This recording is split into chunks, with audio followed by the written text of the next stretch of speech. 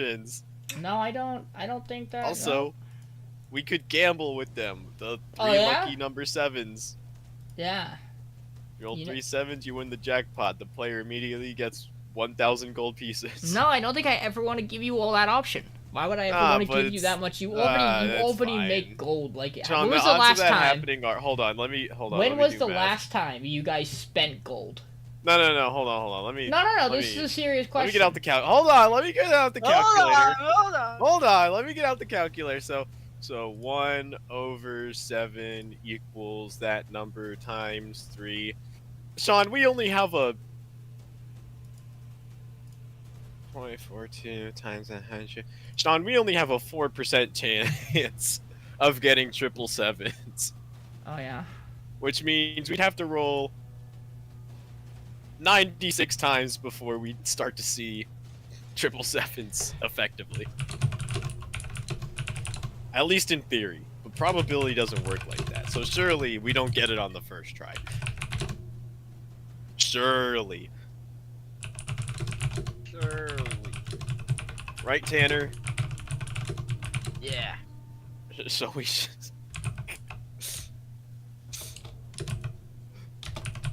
John doesn't want the D7. I'll take some D7s. I told you could give me it. I said go ahead. No. It seems like too much of a hassle to carry him around. I'll just keep him for myself. Ooh, you should mix them with like your big bucket of other dice, so when you pull one out, you're like, fuck. It's So it's just like a major inconvenience. it's like no, there's significantly less D7s. No. It's like I give him triple the amount of D7s as that he has in dice, and then I mix up all of his dice together in one big bag, so he has to like go into his bag and grab a handful and hope to God he gets the ones he wants. And then it's like a Cadbury cream egg where you reach your hand in and you grab like a handful of D7s, and in the center is a die that you really want. Hey Tanner, where's Mike? Bro, I don't know. I don't keep He's track probably of at the shed. Money says he's at the shed. Oh, it's possible. I think that's best case scenario with a big question mark. We're still waiting. It could on... be. Sorry to disappoint you guys. I'm scouting the shed out right now. He's not in here. Oh, that is unfortunate. He said he wasn't gonna make plans tonight. And I trusted him. You fool. I know, apparently. Never trust Mike with future plans. Especially ones that require him to be at home at a certain time. Why do we play D&D with him then?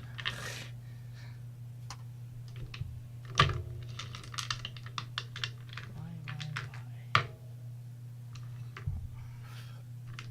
Mike is the reason that I vape.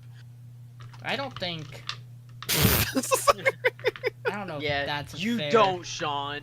You're You right. don't think. I don't. That's right, you don't think, you fucking troglodyte. Oh, okay. Coming on the fire pretty quick tonight. Nah, it's fine, Sean. You use this anger It's fine? and channel them into your dice so then you can kill my character. I don't know if I need to channel anything. This fight might just do it on its own. Oh, that'd be so funny, Sean. You should kill me with D7. I will just subtract 1 from every D8 I roll this session. It'll be just as effective, believe it or not.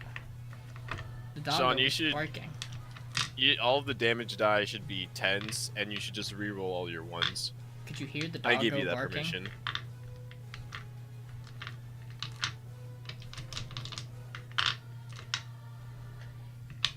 Why do I need your... Never mind. Hi-ya!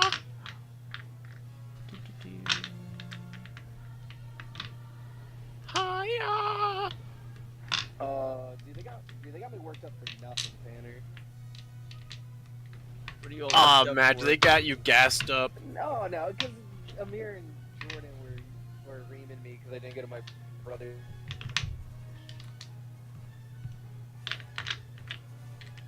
Then crossing. Yippee! Not with the vocab saying reading.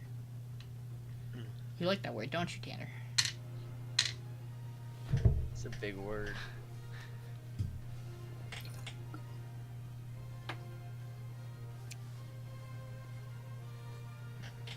I want to get a general consensus. When you get or make bacon, what is the crispiness or chewiness that you're making it?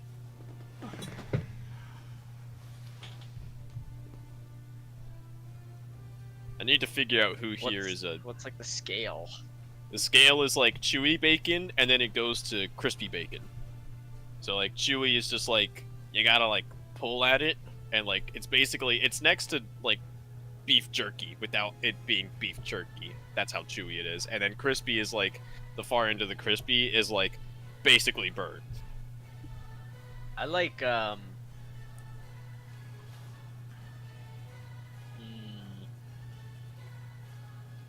like just crispy enough where there's a crunch, Mm-hmm.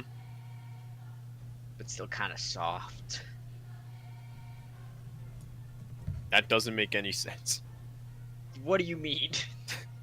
You can't have Bacon isn't like a flat thing. Like parts of it will crisp up. So you like medium bacon. Medium bacon. You like medium bacon. I like medium bacon. Personally, I like bacon one notch below the basically burnt level. Yo, That's also Hi. fair. what's up? Wow, Dylan, I can't believe you're late. Hey, man. I'm sure the people who were late to 9/11 were happy about it. So. Whoa, okay. Yeah, Sean, he's basically saying your sessions are dog shit. Wow, That's he not gets a birthday, and now he gets to say stuff about 9/11. How what I'm nice. saying. In my birthday. In my birthday. Now I'm back. Hey, look, Matt's back now too. That's okay. Mike's not here yet. Ah, shit. Fucking kick me. I'm back. Now I'm back. Is Mike aware? He was made aware. Yes. When? At your party. That's far too long. That's far too long of a time span. That might be an L. I also added everybody today, Yeah, well, that's an L because he definitely doesn't read that. and I've messaged him, so we're gonna see.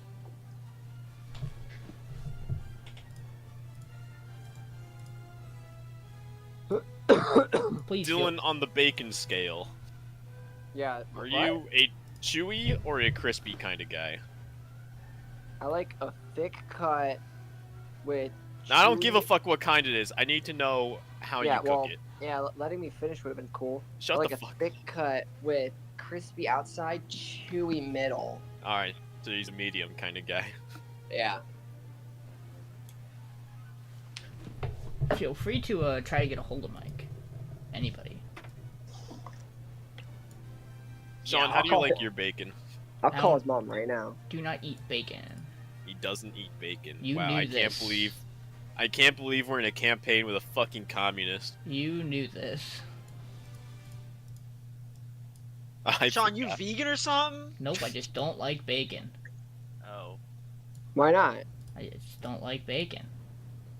Like, no, you gotta have a reason. The texture, the taste. Okay, you can't say the taste. I mean, I can. Bacon was brought to us by Jesus himself. Damn. He said it was- damn, he I'm told- agnostic. Wild. Jesus told the Jews it was okay to eat bacon. Damn, I'm agnostic. Wild. That's not the point. Sure it is. If you want to go that route, I'll go this one. That's not the point. I think it is. Bacon is so good that a guy told Jewish people it was okay to eat pork. And they believed him because it was that good.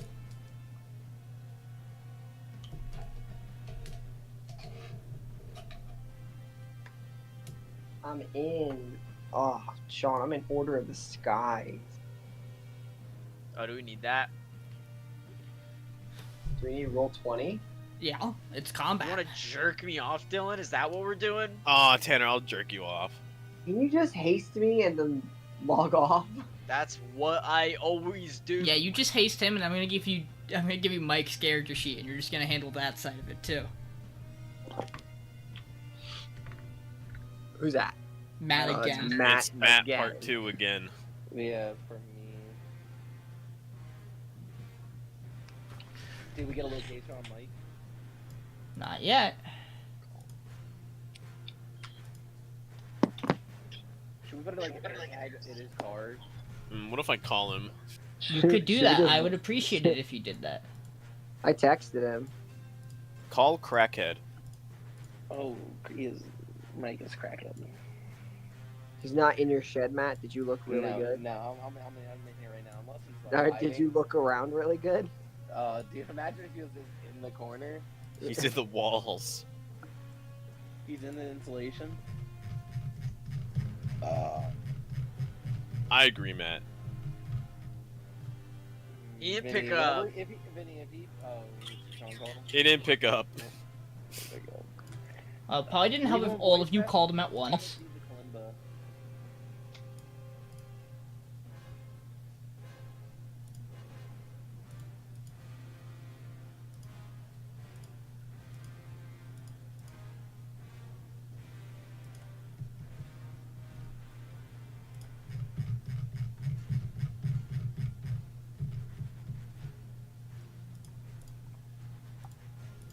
So how was everybody's day?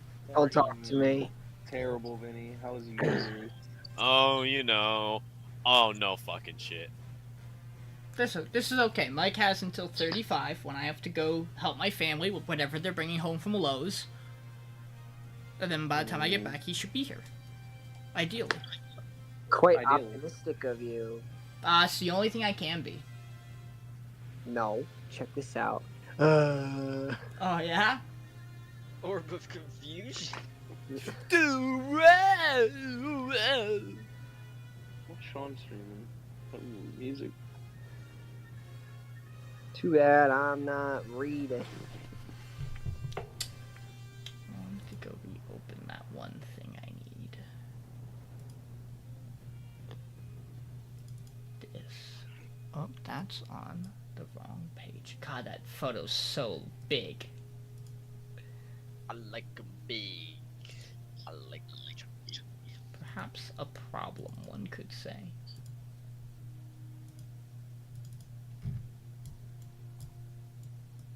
Damn, he a big boy. Is that a monstrous lord?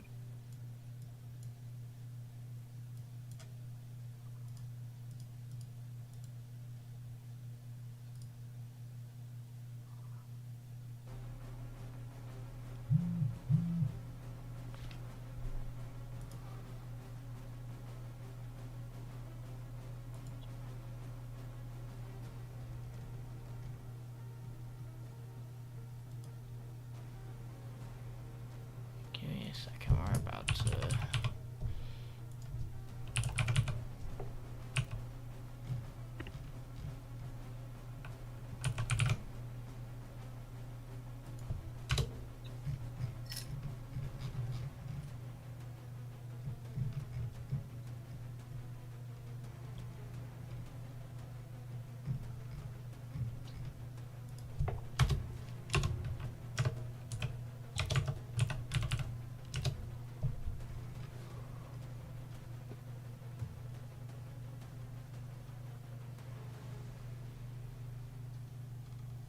Why does it not feel like...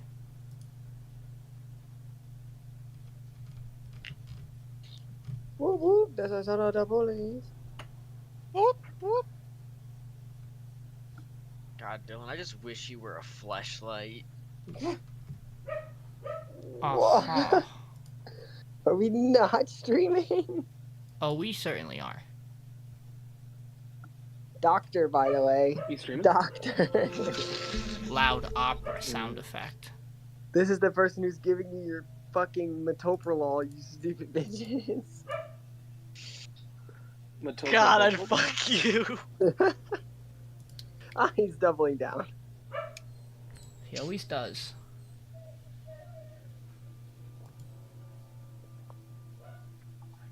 Don't think I'll need that open.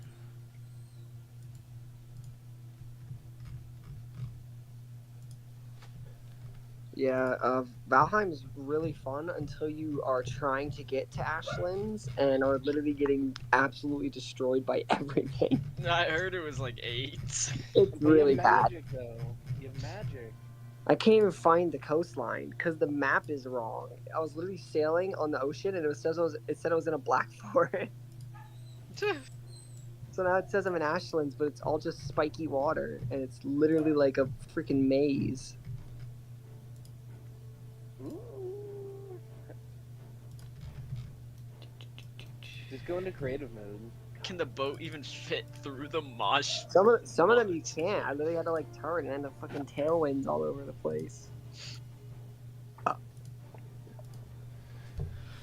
Okay.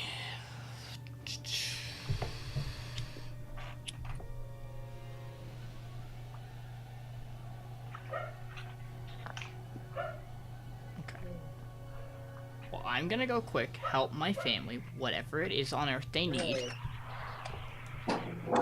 And you guys will be tasked in the meantime with either finding Mike, wherever he may be, or getting Jordan in here. We could get Jordan in here if he's not busy, if he wants to take over He's for always Mike. hanging out with Amir in the other room. Yeah, That's he said unfortunate. he hop in. He said he Okay, might hop in. I'll be right back.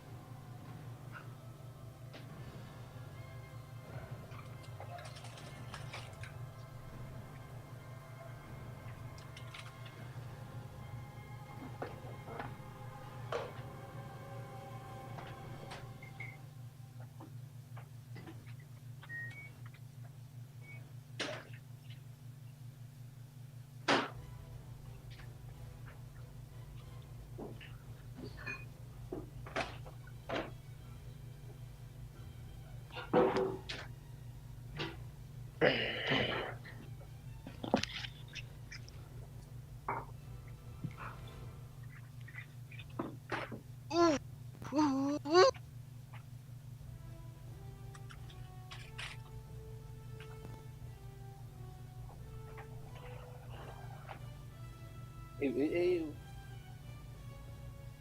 So what's the strat here? What's the plan?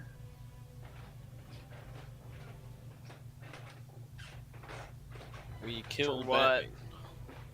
Batman. For the session, like what's our game plan? Oh, I'm just gonna party wipe you guys. You're gonna betray us. Elwin's been evil this whole time. You're evil. The Knievelist.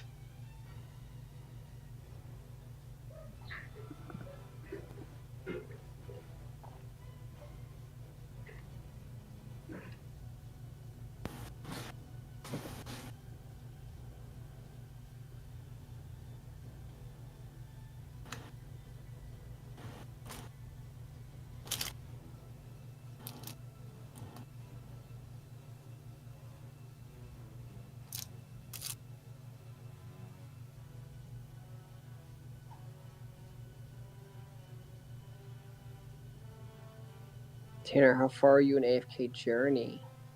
I don't play that. Tanner, I don't play it. play AFK Journey. No. You must. Dumas. Do you still play Arena? Yeah, I missed the last 2 days though. I missed the big, like, 10 time emblems and I'm pissed about it. Yeah, I'm just saving right now. I'm just hoarding. Yeah, I've got like 200 something of them. They said don't use your Stargazer cards or your time cards because they're going to be upping the rates soon from 2% to 2.5%. I saw they were doing that, but I couldn't wait on the Stargazers, bro. I'm trying to build characters. Ooh, big L. Big L. Hey, can you do me a favor and finish the furniture on your A Leica? Thank you. I do have like 9 of them sitting in my thing, but I'm waiting for the next one. Nigga, you just finished that now. Oh, should I?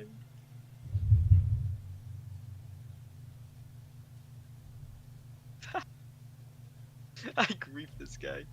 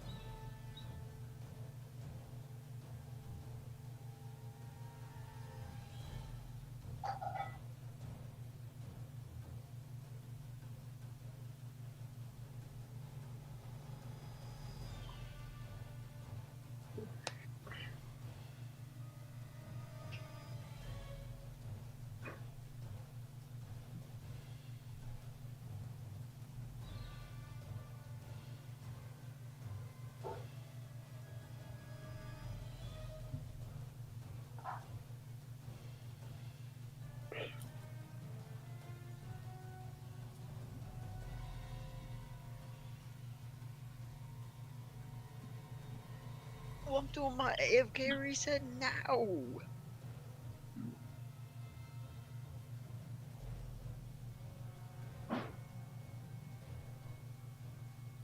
Dylan, is the new Mauler bitch good? I have no idea. I doubt it, bro. They just love making ass Maulers. The last good Mauler was Noroko, and she wasn't even good.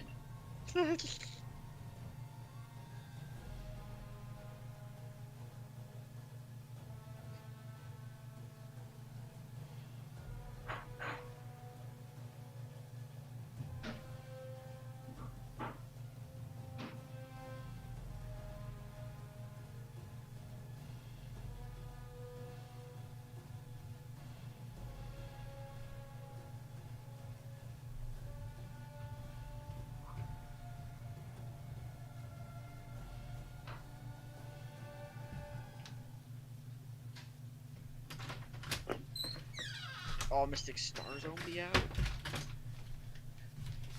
Oh, I see we Frick, have man. no mic still. we have no mic. Sean, did you really expect him to be Shauna's here? gonna play as Mike's character. Oh, Shauna. Oh no, never mind. She's busy. Sorry. You tell her about Mike's character, like how great of a character he is. He's so Grant cool. McDonald. I don't know. We can't find out where Mike went. He's probably asleep. Check his snap map. Shauna will find him. Shauna can't find him. Shauna. Does he have Snap Map? Yeah, don't you have a one snap map? I was just looking right now. You definitely do. How do I do this? Where's the snap map at? You know, little fucking pinpoint. Does he swipe up or down or? No, Matt's on there. Mike's not Vinny's even on there over 21 there. hours ago. He's not even. He's Oh? in Plainfield. What's Doxing in Mike. Plainfield? How does Sean know where he is? Doxing Mike live on stream. I don't know. Unless it's a different I don't Michael. know. Oh, unless it's a different Michael, but I don't think so. Oh, there's Vinny. Vinny, I'm in your walls. Vinny. Dylan, he's like perfectly diagonal from you, like northeast. Northeast from me. Where am I? Oh, here's me. I mean, if you see Vinny, he should be just south of Vinny, almost dead south. Unless again, that is an incorrect mic. No, that might be a different mic. I think that's a different mic. How many dude. mics do I know? Yeah, I didn't see him on Snap Maps either. How many mics do I know? I don't even know. I don't have no idea which mic He that probably would took be. himself off because he's fucking shady. That sounds about right. Well, there's his character sheet. And I'll leave it up to you guys who wants to play him until he either shows up or something else. Oh, you want to play Codenames till he gets here? No, I don't think. Sean, me and Shauna already played that word game you got us. You and like I'm it? way better at it than her. Oh no. 2 times. Didn't I? She didn't say that. You guys didn't hear that. You played What? 2 times? No, it's We like 3 times. played 3. I won the last game, which was the serious game we were playing. Oh yeah. It was the first word, and I guessed it instantly. Like, I She- didn't even have to, like... We didn't even play the game yet, and she guessed my word. Easy clap. She's cheating. Well, Yes. wanna Spot get it? cheats. Want to get into it? And Hell yeah. It's time to duel. let me double check one thing. I need to see. Bye. I Sounds- see. That's why. Dungeoning the dragon right now. Okay. You wanna give me a cinnamon roll? No. Okay. Wow. Let's pick up where we left off. Last time, the Silver Sailors attended a. Well, firstly, you had a conversation with him, the Platinum Dragon, recounting some things that had changed and trying to get some last-minute answers about the cult of the Trap Goddess after your venture into the past. You then were informed that some of your companions were meeting up in the city of Eisenglade,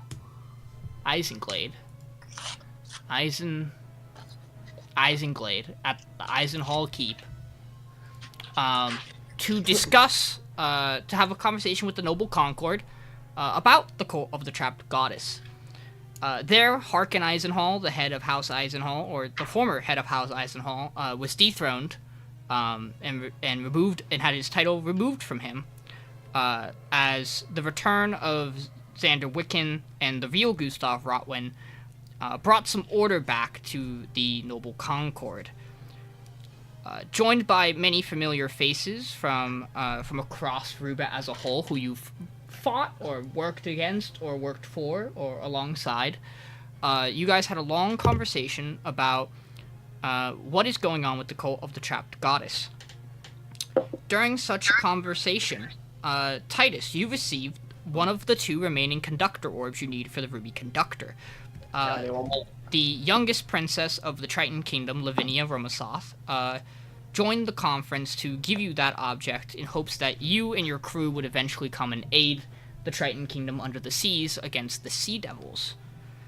Though she could not offer much else in terms of allyship for the fight against the cult of the Trapped Goddess, you felt that was probably good enough.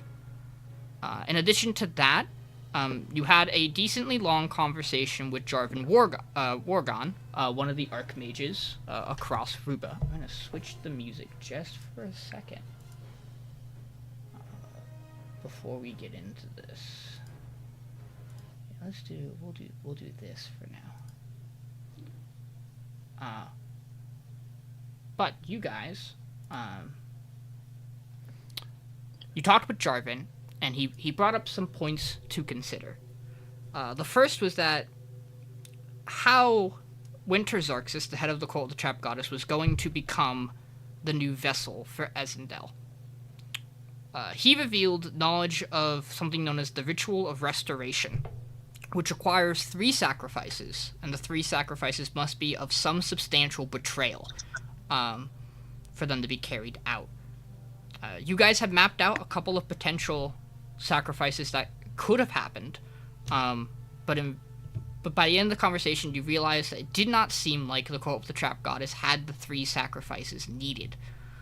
You only really have hard confirmation on one of them, that being the Blood Mistress of the Red Mantis and her daughter, and a possible one between the sisters Winter and Alana. But you and Jarvan both seem to maybe doubt if that would be effective if Alana was wising up to her to the schemes of the cult itself. The other options seem to have been prevented mainly from your time travel, or seem unlikely just due to there not being enough people within the cult's grasp that would be a significant sacrifice. So things are looking good in that regard. Moving on from there, you guys discussed allies that you would have going into this fight against the cult of the Trapped Goddess. Its allies, the Red Mantis, the Orc and Yuan-Ti tribes, including as well the devils and demons that they have under their control. In no particular breakdown, what I will summarize for you is by the time you guys left the meeting with the Concord, your army was about 1,000 strong. That was not including any actual troops or the Navy force that the Concord will probably provide you. You don't have an exact idea or number about how many members or strong the cult's alliance would be if you were to go to war with them like you were planning. I will say, you would probably estimate that the Red Mantis itself probably has about 700 members that would partake in attempted fights, assassinations, or battles on this battlefield going forward. You also know, due to marching out of the city of Isenglaid, and meeting with Kazdak, the head of the Goliath tribe, that behind him, further back on the plains, heading towards the crevice, are roughly 100-some Goliath. If you were to fail to defeat him and win him over onto your side here, you would have to consider those numbers as well in your enemy's ranks. That being said, you guys walked out of the meeting with the Noble Concord, knowing that on the battlefield you would most likely have allies with the Pirate King and his forces, himself, his warden, and your Uncle Dominic, Titus, all probably being active fighters on the battlefield. Marcus and Larissa Kane of the Soullight Kingdom. You had confirmation from Lavinia that all of the remaining masters from the Soulstrong monastery would probably be aiding you in the fight. Omail, the head of the Azamars, would be on the battlefield. King Ragram implied that he would be on the battlefield with his forces. The Queen of the Elves, Venrora, would also be there. Jarvan made note that he particularly, once you do set out for the ruins and then the temple behind it, he wants to be actively traveling with your force, so that he can fight the Red Queen, Ada Rosenhall. With that, though, there was one little stop you guys would have made you would have made it before heading into the meeting, so that you could pick it up when you left the city. Dylan, on your character sheet, you might have to refresh, but give me a second because I have to get you this. I haven't done it yet. You would have dropped off the material needed to upgrade your armor. Yeah, but I don't think I got. Okay, hold on. If you refresh. I X'd out on accident, so hold on. Okay. This will get rid of your old armor. So I'm going to delete that, and I'm going to apply your new armor. Again, you might want to refresh just to make sure you see all the effects. That ignited clockwork armor? That is it. Because you were given parts and parts of the clockwork dragon after befriending it. It did provide you the material needed to upgrade the armor. So there are a couple new features. It is now +2 armor for 1. And I recommend giving that a read over, because you'll be wearing it into this battle. Yeah, I'm already liking what I see. Yes. For all of you traveling now with Titus, this armor itself was already made out of the brass and bronze, and it had many additional parts that had cogs, bolts, pistons, gears, and now in between those bits, kind of circling within the armor, due to the parts of the Clockwork Dragon, there is now flames that flicker in between strong and weak flame, but are almost in constant motion or cycle as the fire kind of rotates and runs through the armor, and kind of at his will, Titus can kind of cause it to flare up, and that is only kind of a hint as to what it can do. Your armor's charges have increased from 5 to 10. Originally, you only had 5 charges. That is to it can still do all the things it used to be able to do. It just now has a couple new options. Dope. I'm reading them. I like them. So, as you guys walked out onto the field, Kazdak stood in front of you. His large size, he stands and towers over all of you. And you saw as he drew his blade, this kind of red aura emanating from it, from sets of runes that are carved into the blade. And as he kind of stepped forward for his challenge, he challenged you, Titus, and he motioned to Jules and Boris and the masks, and the 3 masks kind of rotating around him, kind of flicked on and flicked off, flicked on, flicked off.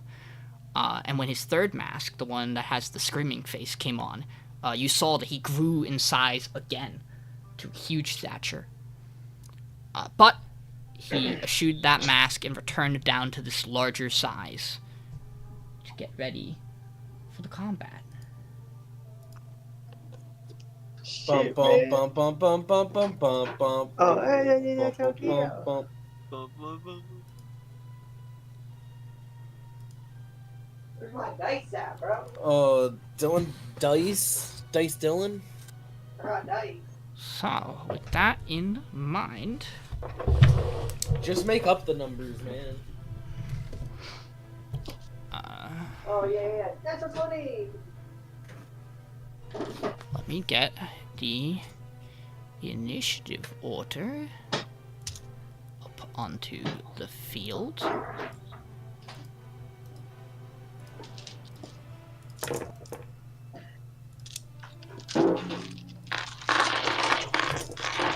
I'm gonna need all of you to roll me initiative. You got it, Sean.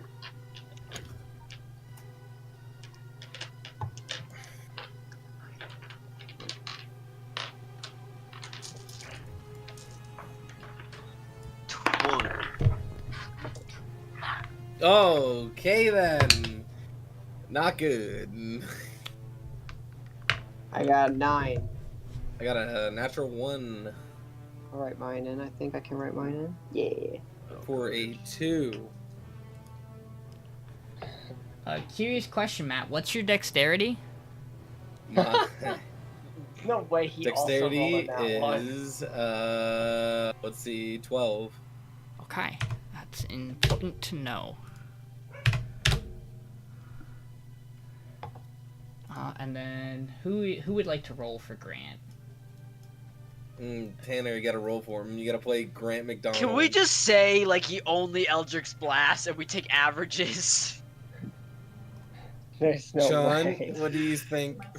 I mean, I can if you would like his character to just Eldritch Blast, I can handle that side Gee, of things. I That mean, won't be what Yeah, do you just think? make him do that, bro. He just. Do you think he he's would do useless anything else? anyways. I think unfortunately he probably would, but that's besides the point.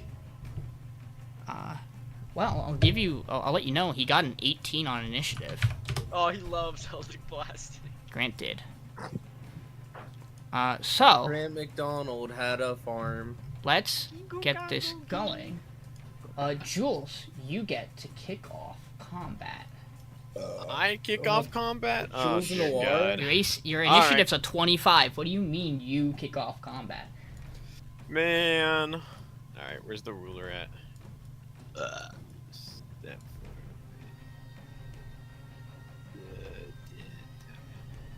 I got 80?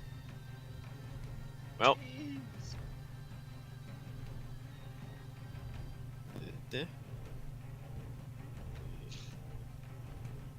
We're gonna stay by the Rock of Protection.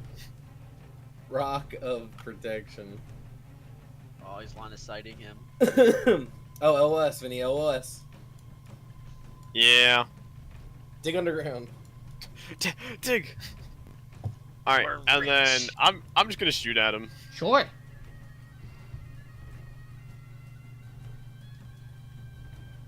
It's a 27 hit. 27 does hit. Yeah, no, I'm still gonna do this. It's fine. Just gonna make it big. So just regular this. He takes 12 points of damage. Nice, Vinny, big hit. And then bonus action, I will cast Lightning Arrow. Okay.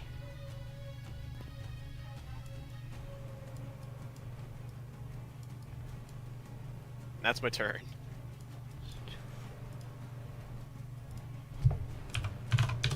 The arrow kind of flies, and you manage to pierce through part of the armor where there's just a little bit of room in between his shield and his plate.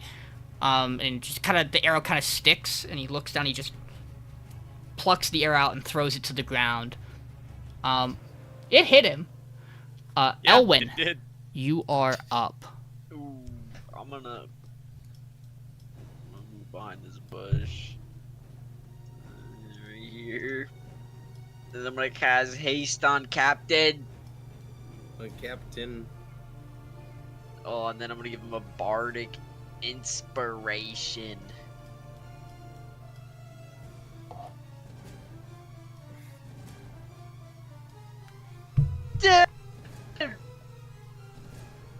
Okay. Anything else? That's it. Okay. Before Grant's turn, you watch as you hear Kazdak crack his neck, and he almost kind of reaches out in front of him, and he pulls one of the three masks rotating to his face, and he pulls the screaming mask. At which point, Me no likey. he grows in size. Oh, he's big. At which point, then, it is Grant's turn. So Oh, you know what to do. you just want him to fire off some Eldritch Blasts? He casts Hex and then does Eldritch Blast. Okay. So he's gonna cast Hex. Does he have Hex? He does. And he'll have disadvantage on... I don't know. Strength checks. At least it's on the entire. Yeah, like that. Okay, so Billy checks using strength. Got it. So he will hex him, which means every hit will do an extra 1d6 necrotic, and then he's gonna rattle off some Eldritch Blasts. Is that right? Rattle them, boys. Rattlesnake. Rattlesnake. He's not reattuned to his weapon. That's why. There we go. Now that should be right. Yeah, there's the proper plus to his equipment. So he's going to attempt to shoot off a Eldritch Blast at him. He has a plus 12 to hit. 26 will hit. He gets to fire 4 of these. 3. He's only at 3 right now. Let me double check that. That's a 19 on the die, so that's also gonna hit. And that is a 6, so that's an unnatural 20. Let me just double check something. Okay. So 20 does not hit Kazdak, but the other 2 do. So Grant gets to deal 2d10. Those are pretty okay numbers. And then he gets to deal an addition. So the 2d10 of force. He then gets to deal the 2d6 of cold with each hit. So he deals 4d6.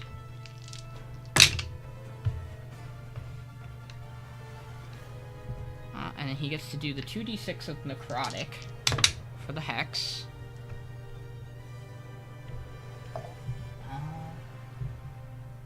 Yep, and that'll be it. So in total, Grant does He gets to add his +5 to those Eldritch Blasts, so he does 10 and 14, so he does 24 force damage. He then does 8 necrotic. And he then does 9, 10, 12 cold, which seems to brush off Kazdak and does not do as much as Grant would like. Kazdak. And so that is gonna be that.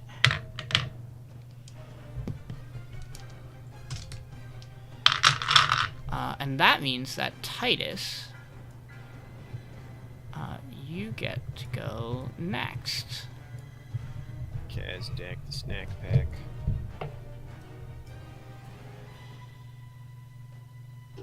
Okay.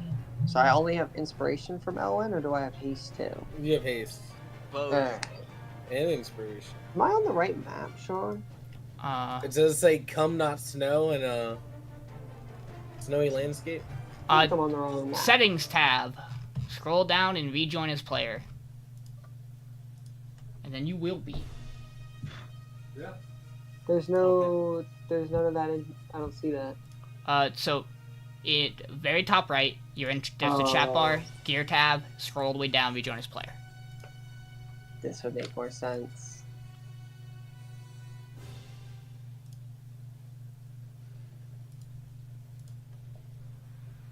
Okay. What did Dylan do? So, can I run up on him? Oh, yeah. 5, 10, 15, 20. I'm gonna make my swang. He's swanging.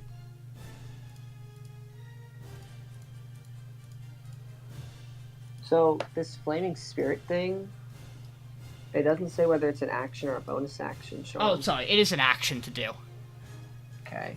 There's no fire going around him right now yet, Hold right? on, let me... Yeah, it is an action. It is an action for both of those. No, there does not appear to be any fire as of right now. Alright, I'm just gonna make my swings then. Great Weapon Master. That's a natural 19. God damn. Oh, here we go. Actions. So that is a 26 to hit. Yeah.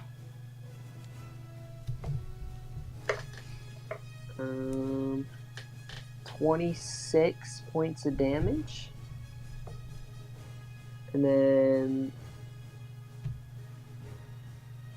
Is that... Wait, 2d6, 66 fire? What does that say? Oh, because that's the charge. Yeah. And the 26 piercing and...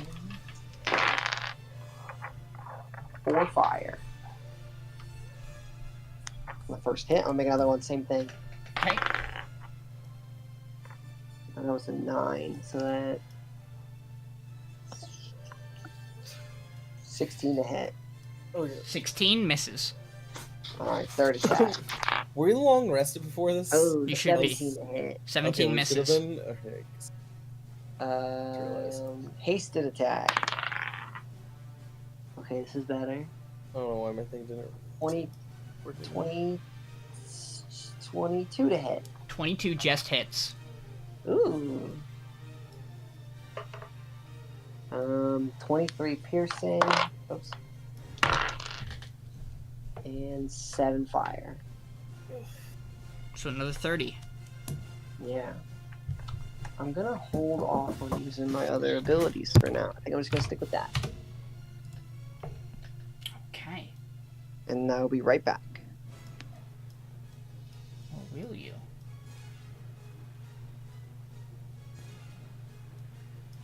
Okay.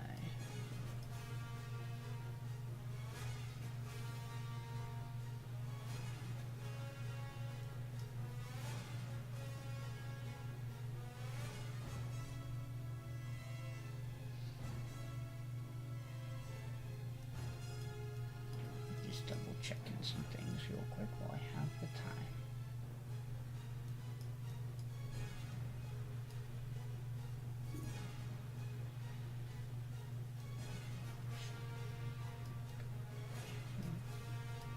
Yes, I believe he will.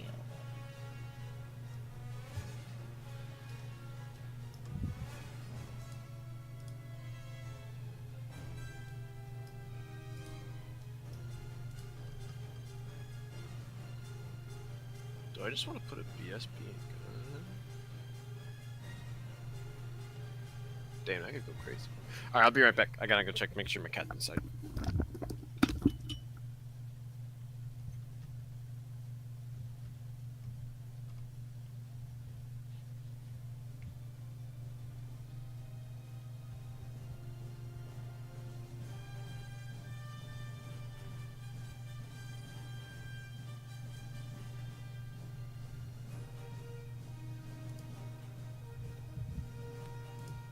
Okay. So firstly, he's going to go 5, 10, 15, 20. He's just going to move kind of into the middle of everybody a little more.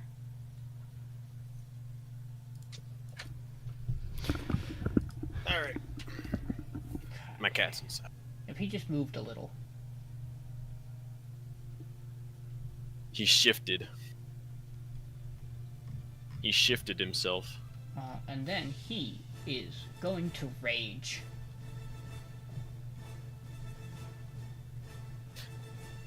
I miss the rage. He's raging.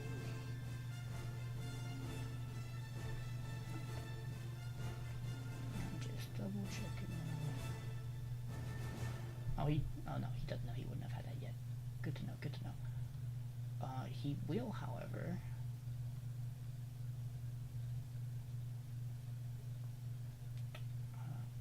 So he will be raging, and he's also going to reckless. Upon entering his rage, you watch as Kazdak's sword ignites in lightning. Almost as if as he enters his rage, lets out a horrid yell. Almost as if the energy from his rage itself imbues his sword with lightning.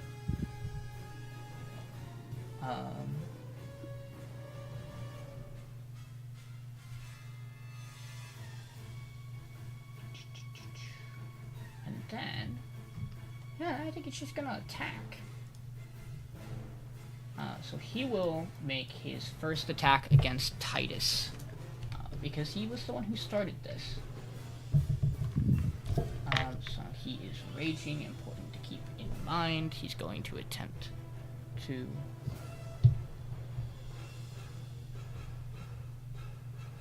If he's going to attempt to hit Titus, he has advantage because he is recklessing. So that'll be a 26 on the first hit, which I believe does hit Titus. I think his AC is 24.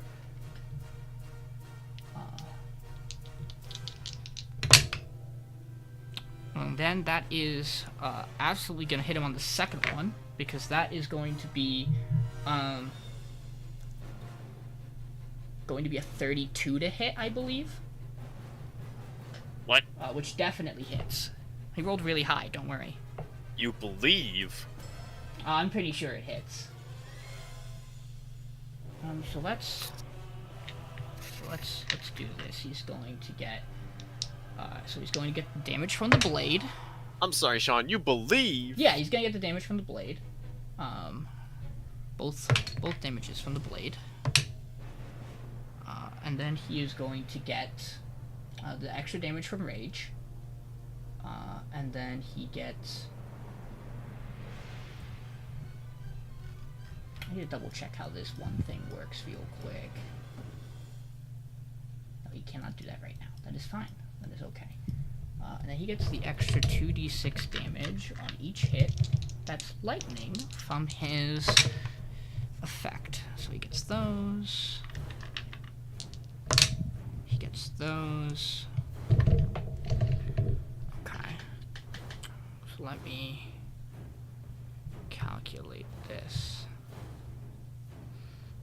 6 plus 8. So Titus is gonna take 14 lightning damage.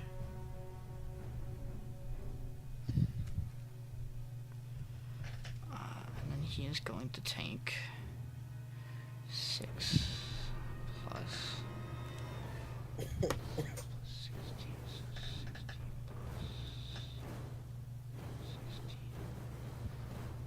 damage. So yeah, plus 3. So he's gonna take 5 slash. You disconnect right now. There you go. Because it does you. I reconnect. I don't know why I did that, but it's back. We're fine. User is disconnected. And I don't think I missed anything on that. Let me double check. There's a lot going on here, I promise you. But this gives me the ability to just double check it. Yep, that looks right. Yep, that looks right. Yeah, I don't think there's anything else.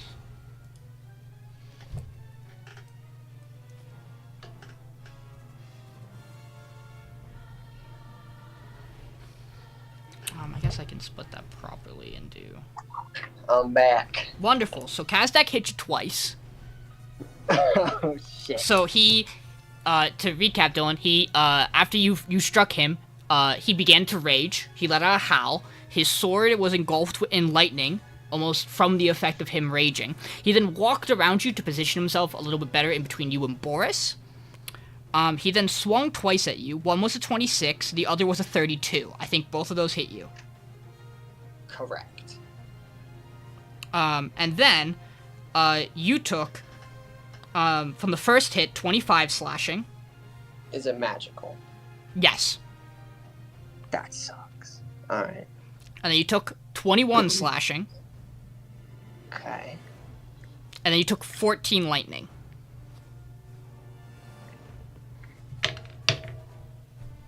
Damn, 60 points of damage. And again, he is now raging.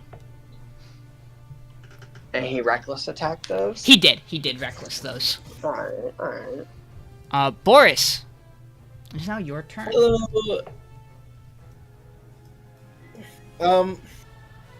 Would I be able to cast Guiding Bolt on him from this range without disadvantage? 15 feet away, but I don't know if he's trying to get farther out of his combat. You could guiding bolt him at this range, yes. Okay. I would say, you are acutely aware by how wide his swings are, even coming at Titus. If you were to try to move away from him right now, he would probably get an attack of opportunity against you. Yeah, so assumed. But you could stay. You would guess you could stay within. Actually, here, let me be fair. I can tell you this. You can. Bro, was he crushing that you bush can, underneath? as What long is as you do this? not, as long as you do not walk with outside of 20 feet within him, you'll be fine. Mhm. Just don't walk outside of 20 feet from him. Gotcha. Well, So you can you can go anywhere that's within 20 feet of any part of his. All right. I'm gonna stay behind the rock. I'm gonna peek around the side. We're gonna drop the hammer on him. See if this might get his attention. We're gonna drop a 7th level guiding bolt. But first, I'm gonna use my bonus action. Right, I can do that. Use my because I want to use my it's Sailor Scale Mail. I can use Sea Sniper and as a bonus action expend 1 slot to give myself advantage on next spell attack. So that would work on the guiding bolt, correct? I mean, for what it's worth, he is reckless. Is reckless only melee, or is it all attacks? Is it? Yeah, I forgot he reckless. Is that all attacks? Or... Let me double check. I give myself double advantage then. Nope, all attack rolls. So you already have advantage. So, you don't alright, have to worry I about that. Yep. Alright, well then, scratch that. I'll just try to blast him in the side here. Okay. You got advantage on it. First roll is a 10. Let's see what I'm at in here. So that would be a 20 unnatural. That doesn't hit. Nope. God damn it! Fucking, I rolled a 5. Neither hit. Okay. Goes wide. Can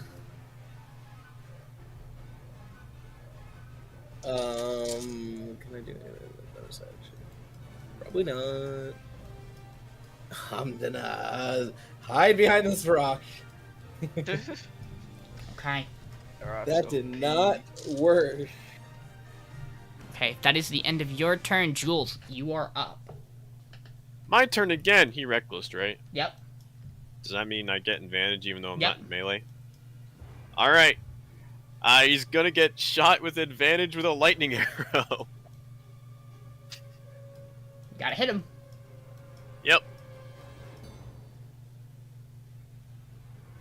So that one's a 30.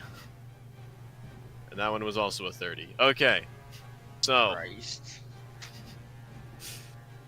spells. Alright, how much damage is lightning arrow? Alright.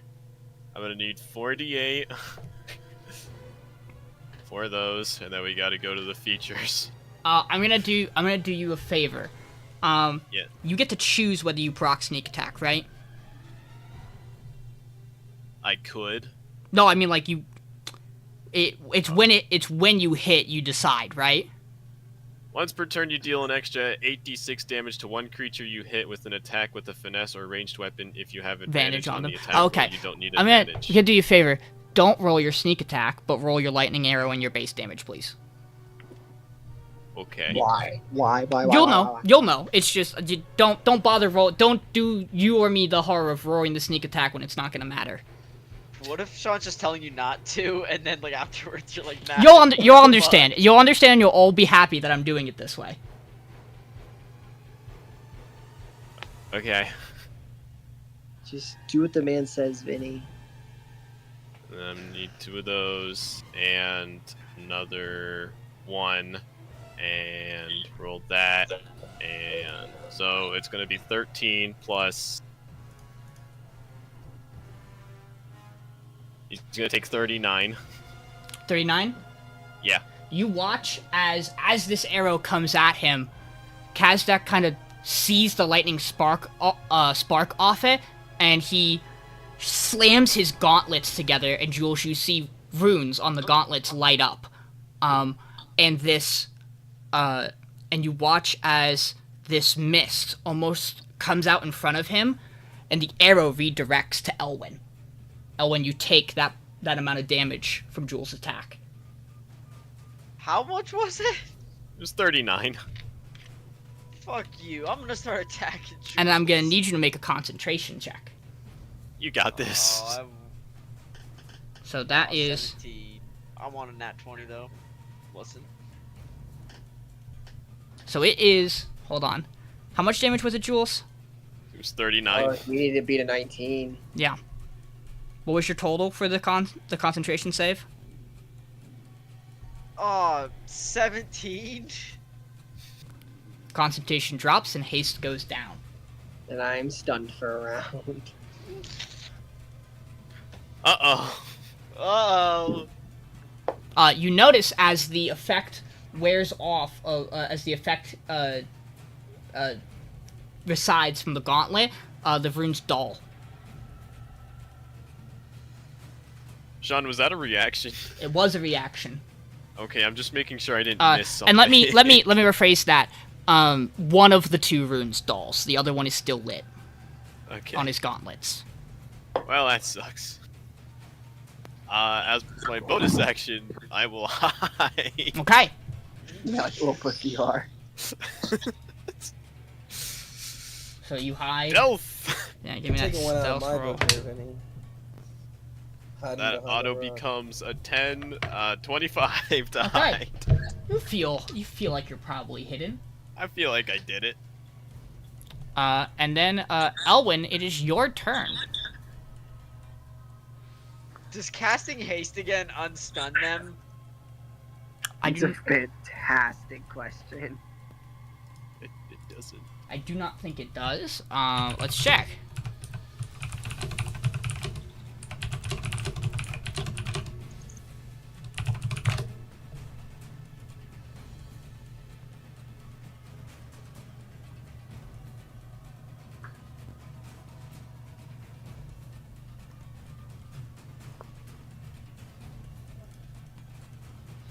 Tell me where your love lies.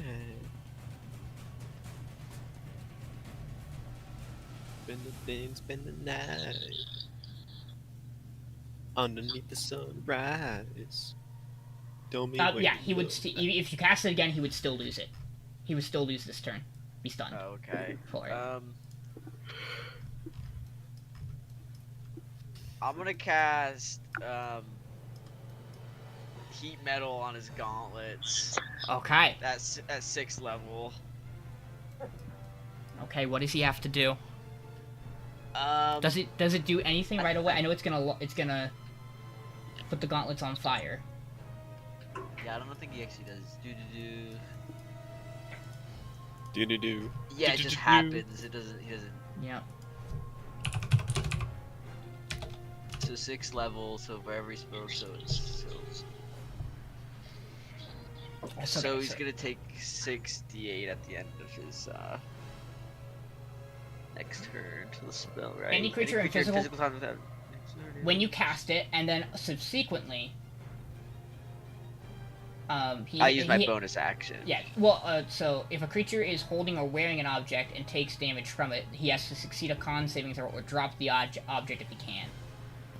And if he can't, he'll have disadvantage on attack rolls or ability checks until his next turn. Gang. Okay, Oh, so he just takes the damage, right? There is no save on the first one. Yeah, 6.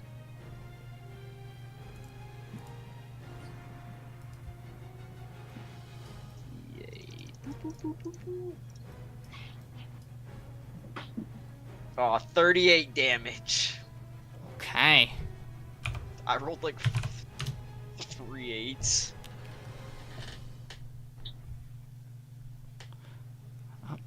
Okay. That's your turn? Yeah. Okay. You watch as, at the end of your turn, I have to double check my wording on this. Yes. You will watch as he will, this mask of rage, will pop off his face, and he kind of turns and sees Titus stunned, and you watch as he reaches out and he pulls the laughing mask onto his face. And because he does that, he goes back down to this size. Jules, perception check. Mm-hmm. Perception check. Perception check. Wow. Thank God I have the feat that turns it into a 10. 23. You watch as this rage-filled mask pops off his face. The damage he was retaining in his armor almost lifts. The gauntlets are still on fire, don't worry. But the strikes that Titus dealt, you watch as there are cracks in that mask of rage, and the new mask that comes on is completely undented.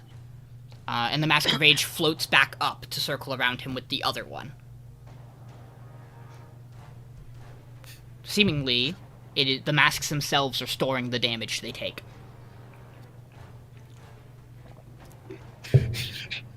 DPS check, DPS check!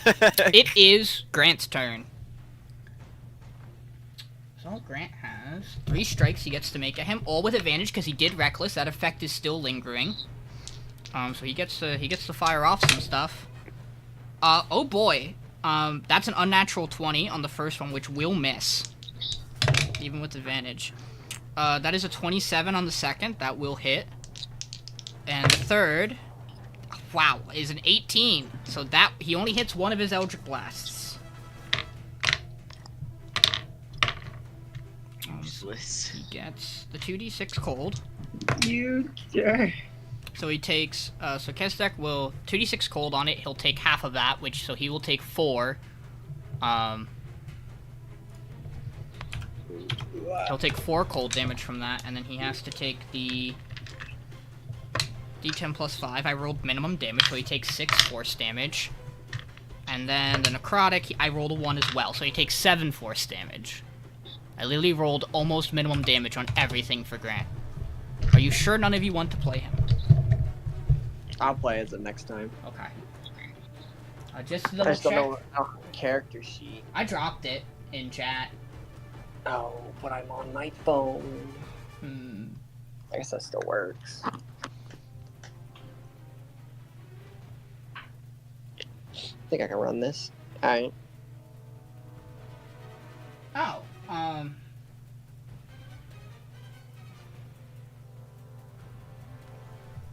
you know what? I think Grant is actually going to move a little closer.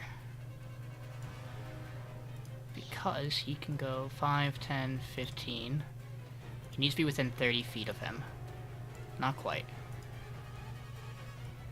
20, 25.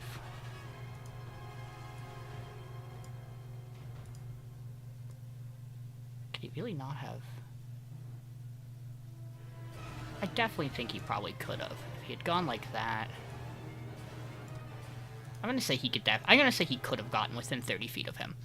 Because he's gonna use his Maddening Hex as a bonus action, and he's gonna deal an additional 5 damage to him. Cool. Just to get that extra psychic damage in.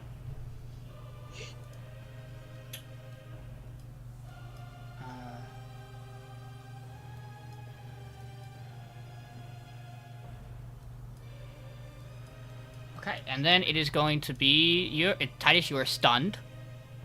So that passes your turn. So it comes back around to Kazdak. Kazdak. I'm scared. So Kazdak is going to make an attack roll against you, and because you are stunned, he has advantage. Attack rolls against you have advantage, yes. Kazdak, you bitch. So at this point, Reckless falls off because his turn has recycled. And he's not Recklessing again because he is no longer able to do so. So he's going to attempt to hit you, Titus. He has advantage on this. Does he have disadvantage because of the heat metal? He has to make that con save. Good point. Coded. What is the save he has to make?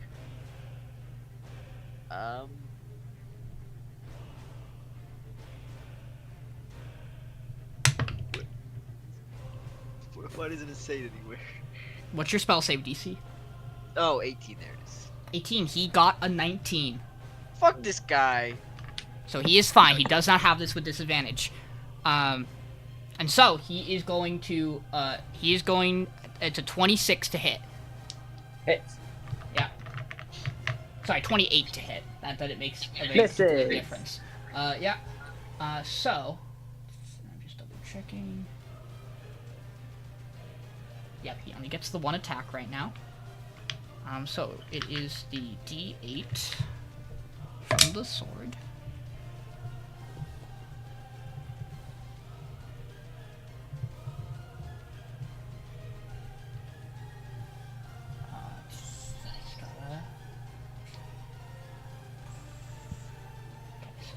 That 16.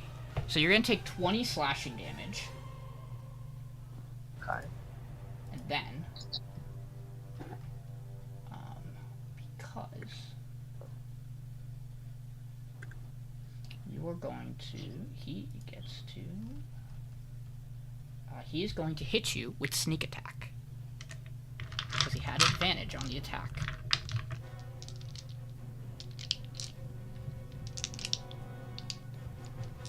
So you watch as the way he wields his sword changes.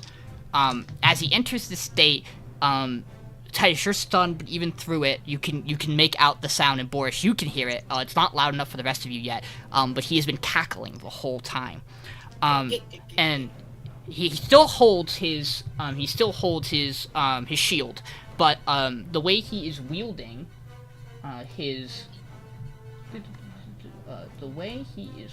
his longsword, and instead of being a tight grip that came at you strongly, it's almost now a much smoother and lighter movement.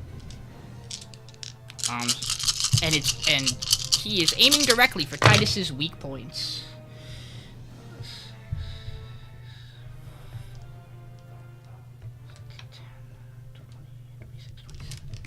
So that is 27 points of slashing damage from the sneak attack. Okay. And then...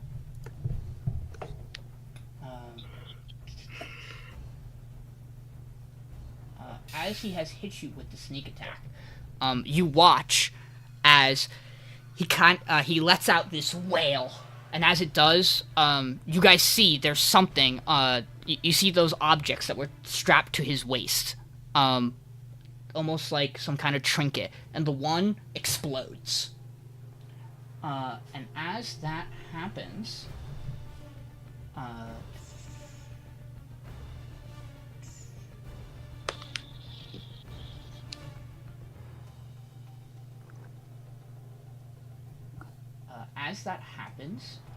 he is going to proc his wails from the grave.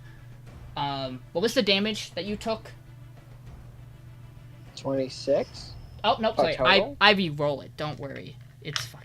It's fine. I re-roll it. I'm worrying. Boris, you hear this wail get let out as this, both from him and then it echoes and reverberates again as he destroys one of the tokens on his waist. And you are going to take 14 points of slashing damage as the sneak attack almost reverberates and slashes across you. To me or to Dylan? To you. Me? Okay. Yep, so that was 14 points of slashing on your turn. Well, on his turn. When he hits that sneak attack. With that in mind, yeah, that'll be his turn. His turn here, and it'll go to you, Boris. Boris, because he's reduced in size, you are no longer in his threaten range, for what it's worth, if you wanted to move. Well, I am gonna move, and I'm gonna move into the fray, moving up to Cap. Okay. Touch him on the shoulder, and then cast Holy Weapon at 5th level on him. Okay. Anything else you want to do? I'm just gonna put my shield up to this guy and shred. That's all I can do. Okay, we come back around to Jules. Hopefully we can get the boss going. I'm gonna peek my head back out. And,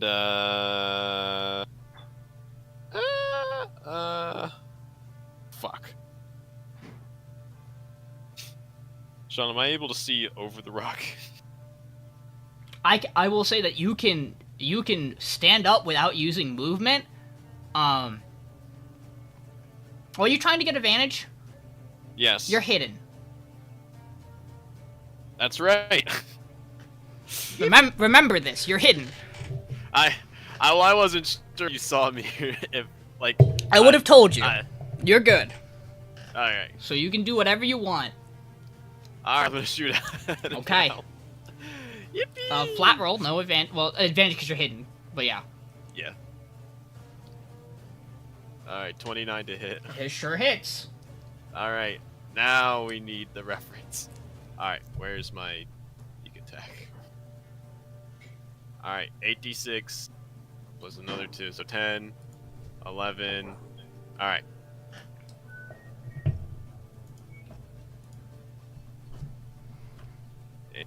Plus 1, plus the other 2. All right.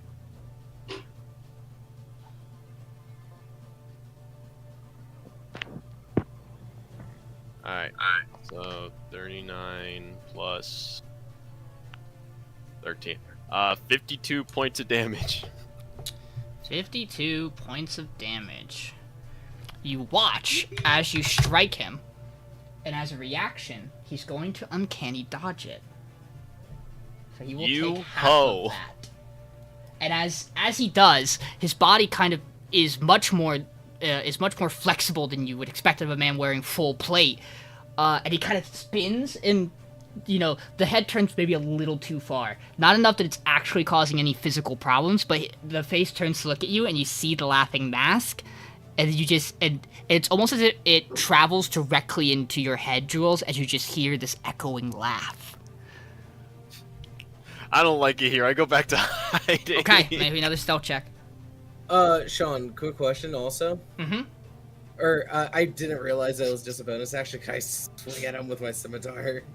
Yeah. Let's see if I can get a natural 20. Take off a head. It's a regular attack. No advantage. Nope. Okay. 13 plus 9 is 22. 13 plus 9, 22? Yeah. That hits. Oh, I do 1d6 plus 4. 5, 9! 9 points of slashing damage! And you get that damage in. Sorry, I think. No, you're good. John, I rolled a modest 31 to hide. Let me just check. You seem pretty fucking hidden from him. He's a little upset by the fact that you suddenly vanish out of thin air, but... Elwin! It is your turn. Remember, you are concentrating on heat metal. I do be. I'm gonna mix it up a bit, bro. I'm a damage class this fight. I'm gonna cast negative energy flood On Jules. on Jules. You have to see if you can see him. Boop. Hit him! So, negative energy flood. Oh, he's gonna make a con save. I'm gonna let you know right now. Wait. Uh-huh. I'm gonna use cutting words. Okay. So I lower it by. Where is it? Oh, 1 bardic inspiration. D12. That's real good. D12 up in here. 4. 4. Okay. 19. 4. Man. At least half. Yes. Alright, what are we doing Alright, I'm next? casting that Johnson.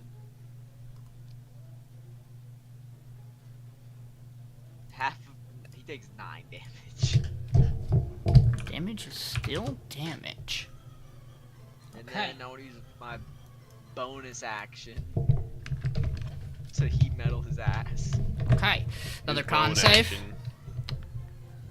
Indeed. Well, isn't that on his turn to? Yeah, let's just see if it's advantage, but. Or how does it? Is it?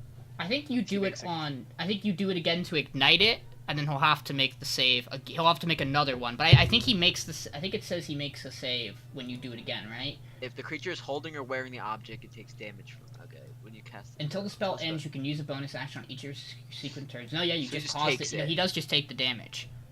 Okay. I'll save that con roll though for his turn when it comes back around, because that'll be important. So how much does he take from the heat metal? 25. Yeah.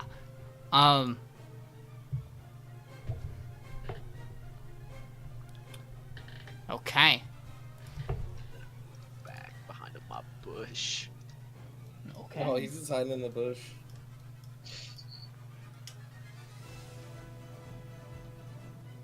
At the end of your turn, you watch as Kazdak is going to choose to just shove off his current mask. And he's just gonna stand in his base form. It is Grant's turn then. Dude, Mike has the worst fucking spells. Are you looking at it? Yeah, You've these been are looking at it? terrible. Circle of Death. Alright, we're gonna Synaptic Static, like, over here, so it just hits him. Okay. So he needs to make me an intelligence saving throw. Let me double check one thing. When do I get my reaction back? Is it? Start of your turn. So, Oh, so that I'm gonna let you know right now. I just rolled a 1. Which means his saving throw was, However, he's in his base form. He's gonna use Indomitable to reroll. Okay. And the new number's a 15 on the die. So that... What is Mike's? So, Mike's I'll spell let you know... save is 18. I will let you know that it absolutely beats it. Because 15 on the die absolutely beats an 18. Wait, what? 15 on the die. It's an end save. He gets to add his saving throw. So what's the total? Much higher than a 15. What's the number? It is a 21. Damn. Got +6 to int saves? Alright, he still takes half damage. So he takes 86 psychic. It is 14, that's 10, 24, and then 2 more. 26, 27, half to 13.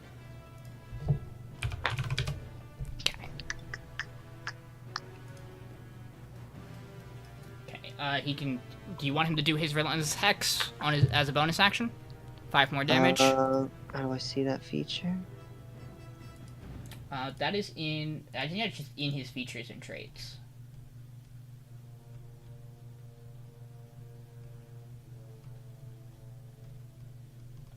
It is... Yeah, it would be under... Oh, yeah. Yeah, I can't find... There it is, yeah. It's one of his, packs. Cursed by your Hex spell, so yeah. So I'll take the Wait, extra... so does he take any damage from Hex for that, or no? I believe Hex is only... On hits, on attack rolls, yes. Alright, well he takes 5 more Psychic then. I don't know. Nah, it's not half, so... Yeah, he just takes the 5. Yeah. Okay, and then Right, it comes back to you, Titus. Your stun wears shit. off. Your weapon is holy. Yeah, I put a bunch of holes in it. Oh my god, how am I gonna fight? Yeah, we're gonna have to go a little brazy here. Bonus action, I'm gonna, second wind.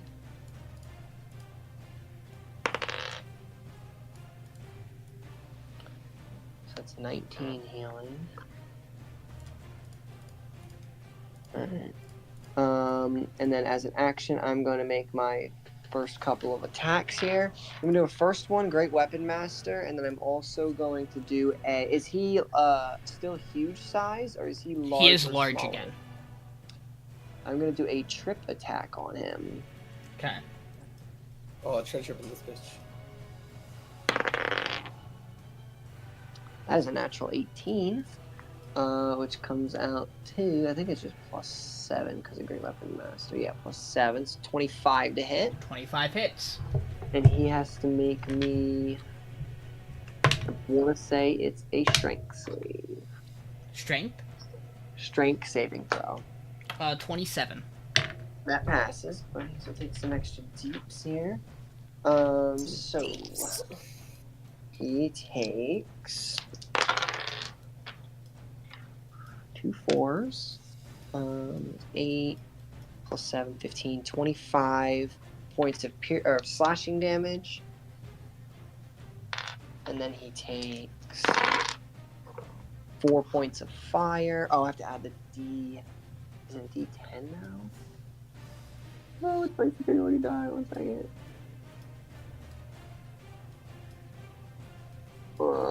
It's a D10. So he takes extra slashing, sorry. Ooh, okay.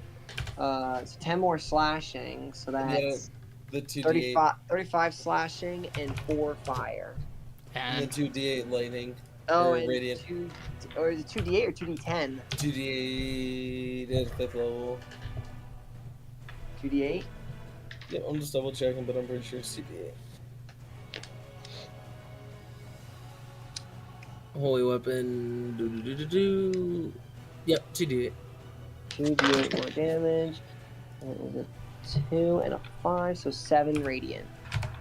Okay. I'm gonna make my second attack, and I'm gonna... Is there a better maneuver I can do here? Like, goddamn.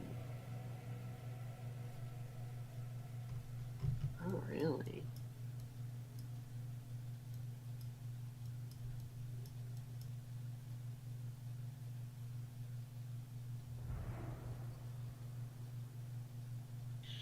Alright, yeah, I'm just gonna do another trip attack here. Great Weapon Master once again.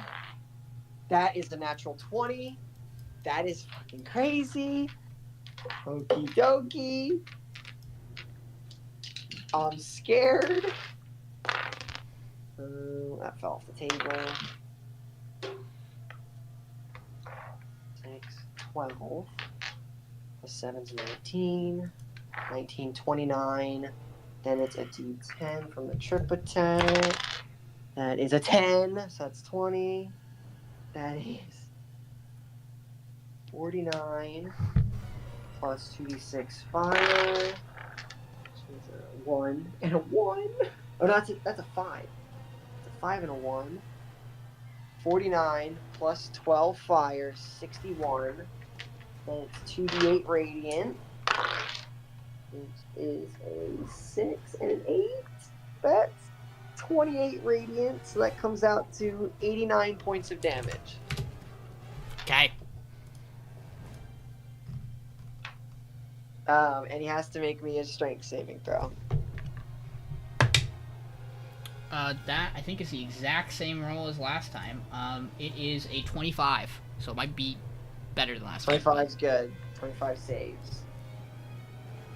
Alright, I'm just gonna keep going. I'm crazy. You slashing into him with that fire, the holy element imbued into the blade, and as that strike kind of cuts and cleaves part of the armor, you see him, no mask on, just kind of, and he spits red out of his mouth and onto the ground. He just stares at you.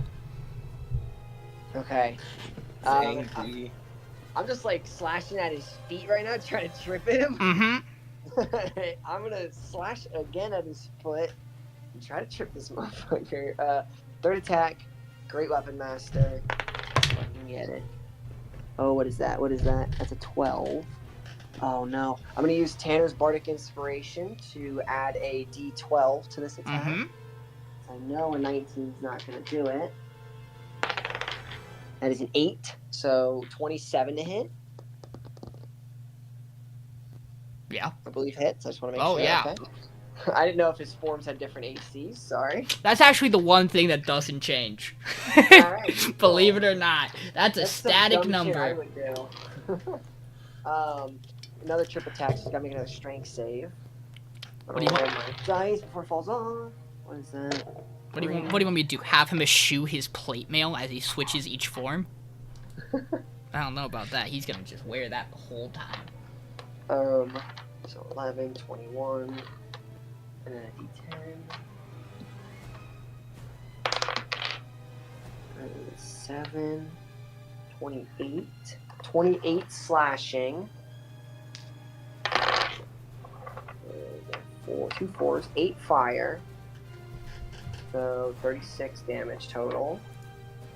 And then 2 radiant. Is a 5 and a 5. 10 radiant, which comes out to 46 points of damage. Okay. I'm going to action search. I figured. I'm just gonna keep going. I think I just do regular attack now. I have to get a 15 or higher on the dice to hit him, so I'm just gonna roll a regular attack here. Oh wait, I think I'm glad I did that. That's an 11 plus 12 is a 23 to hit. 23 hits. Okay, there's no great weapon master, so that's just normal damage. 6 plus 7 is 13 slashing, 10 fire, so that's 23, and then my radiant weapon is a 2 and a 7, so that's 9 plus 23 is 32 points of damage. Okay. As you strike him, you watch as you, or again, that one wasn't aiming at his feet, right? No, it was. It is that a one, triple yeah. attack. Oh, which I didn't roll my d10. Go ahead. 3 more damage. That's a 19 on the save for that, by the way. Oh, that makes it. So you watch as you aim for his feet, and you get a nice slash up his thigh, and he actually, closest you get in any of these strikes to bringing him down, and you watch as the blue light in his eyes kind of flickers for a second, and it almost looks like he's about to fall. And then you watch as the steel stern mask flops onto his face, and he stands straight back up. Okay, so that's 1 life. Or I think. I don't know. 5th attack. Mm-hmm. Yeah. That is a 14 on the die, so that's a 26 to hit. Will hit. I believe. So I just want to make sure I've done 4 trip attacks. I have 2 more superiority dies. What the fuck are my features? Here they are. Yeah, I have 2 more superiority dice. I'll do another trip attack. I gotta trip him. I gotta trip this motherfucker. So I have another D6 here, don't I? Oh, I do. Perfect. Let's do this. That's easier. So that's 9, 7, 16, 24 piercing, 7 fire, so 31. And ooh, that's an 8, and that's a 1. So 9 radiant, so 45 points of damage. Wait, no, did I do that math right? I have all the numbers here, hold on. 9, 7, 16, 24. 50. 40? 40. No, 40, yeah, 40 points of damage. Alright, and then my 6th and final attack. Yep. Rolling high right now, I'm rolling good. That is a 12, so that's going to be a 24 to hit. And I'm going to use my last superiority die to... Oh, did you roll your strength save?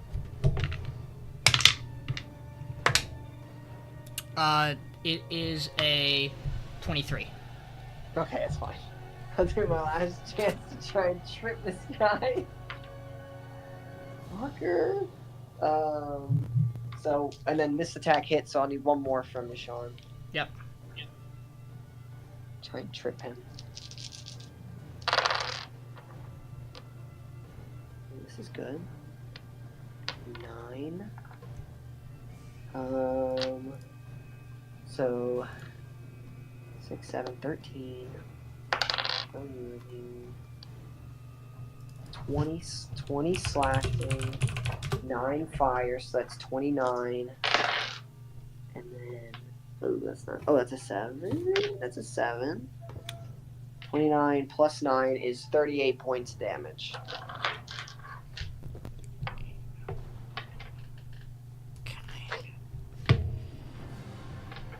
And that is my everything. That is everything I got, guys.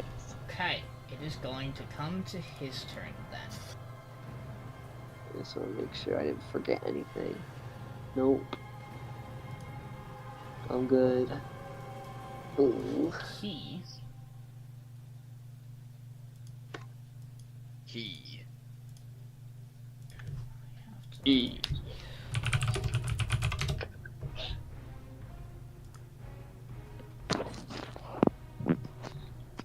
So he is going to,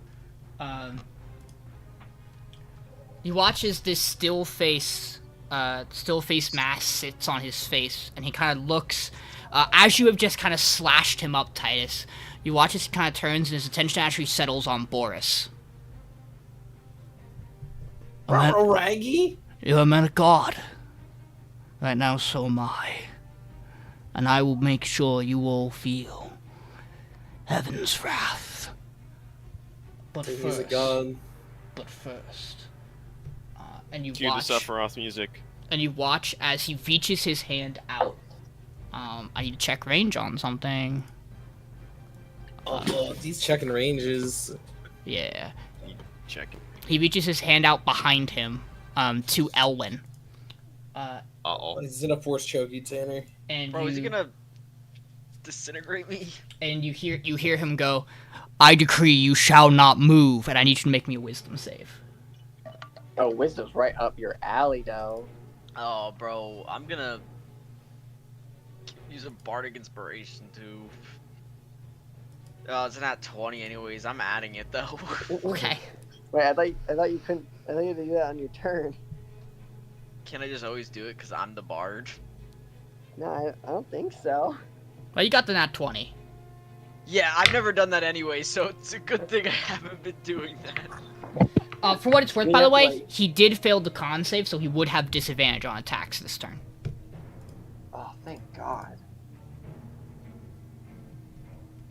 So what happens? Well, I mean, what's your save on the 21. 21?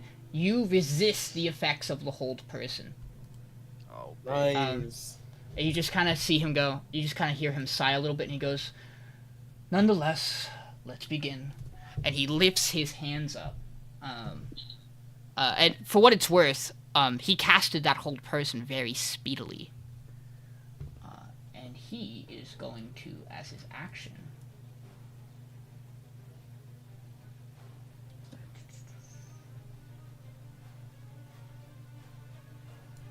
so he gets to do.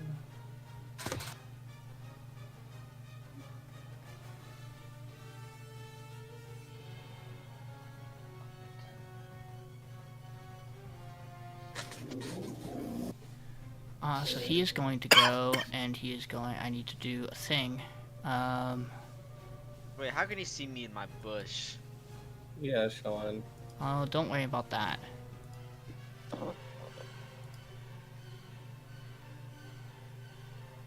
And so let's see what he's gonna do.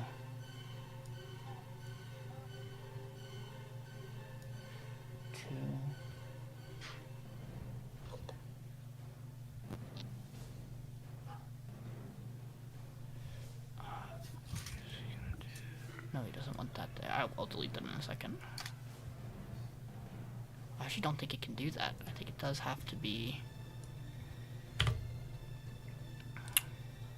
Double check. Oh, cat in my Adjacent cat. to another. So you know what? I think... One face adjacent to a face. Another. To a face. I believe he can do it like this. Because it would work like that. And in the same way, I don't think he's going to be able to get another one there. 3. He's getting geometric up in this biz. 4. Oh my God, he's Vel'Koz. 5. He's Vel'Koz. 6.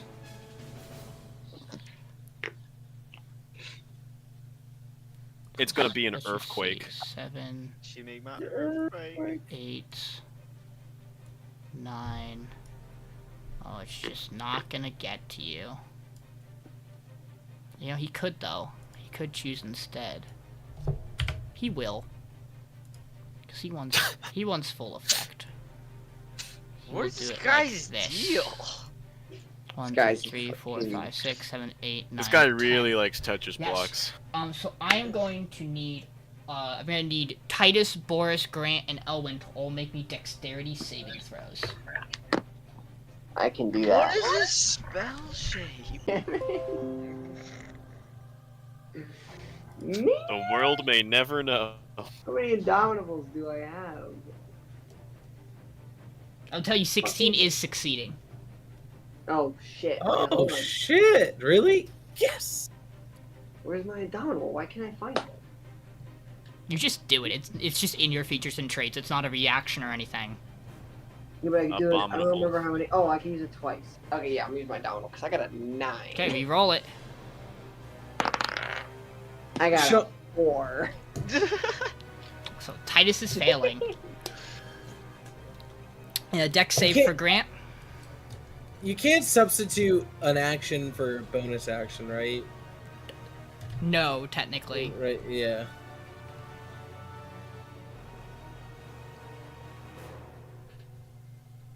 What happened? Okay, what did Grant get? Oh, He is in the L.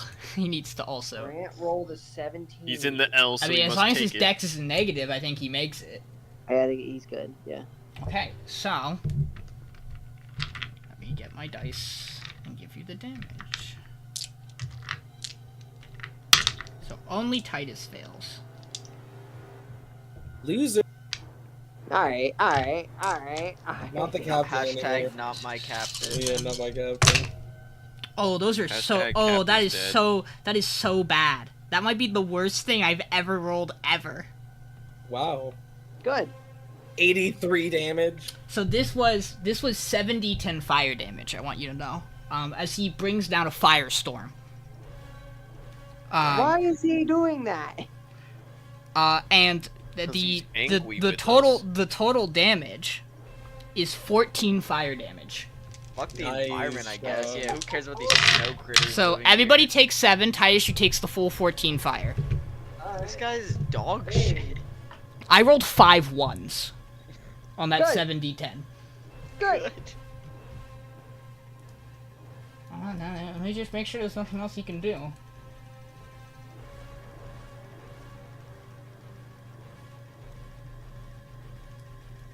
You know what? He is still gonna. He's got one more trick up his sleeve. No, you don't. At this point. So as the spell comes down, Boris, you hear him go, "By my command, I shall strike," and he will swing his sword out at you. This is at disadvantage because of the effect of his gauntlets being on fire. He's gonna swing and hit Jules because fuck you. Oh, I like that idea. I cannot fucking believe this. What? Hold on. He just killed me. No. He just cut off my head. Would you roll a nat 20 and a nat 1? Dylan, you know how DMs work so well. What is it? But yeah, I'm gonna give you guys the proof of it. Don't worry. I don't like this. Just good or bad? Is Matt dead? It sounds bad. So No, Matt. you Bailey. So You it watch is a nat as- 20 and a you nat watch 1. as the sword comes down towards you, Boris, and you see the his gauntlets kind of flare up in heat, and the strike goes above your head and just completely whiffs. Jesus Christ. And you see this, and you almost see, there's a second where the mask kind of That is juts. funny. The mask kind of juts off his face, and you see that there's this grimacing, horrible, angry frown to his face as he turns towards Elwin, and the mask settles back down and locks.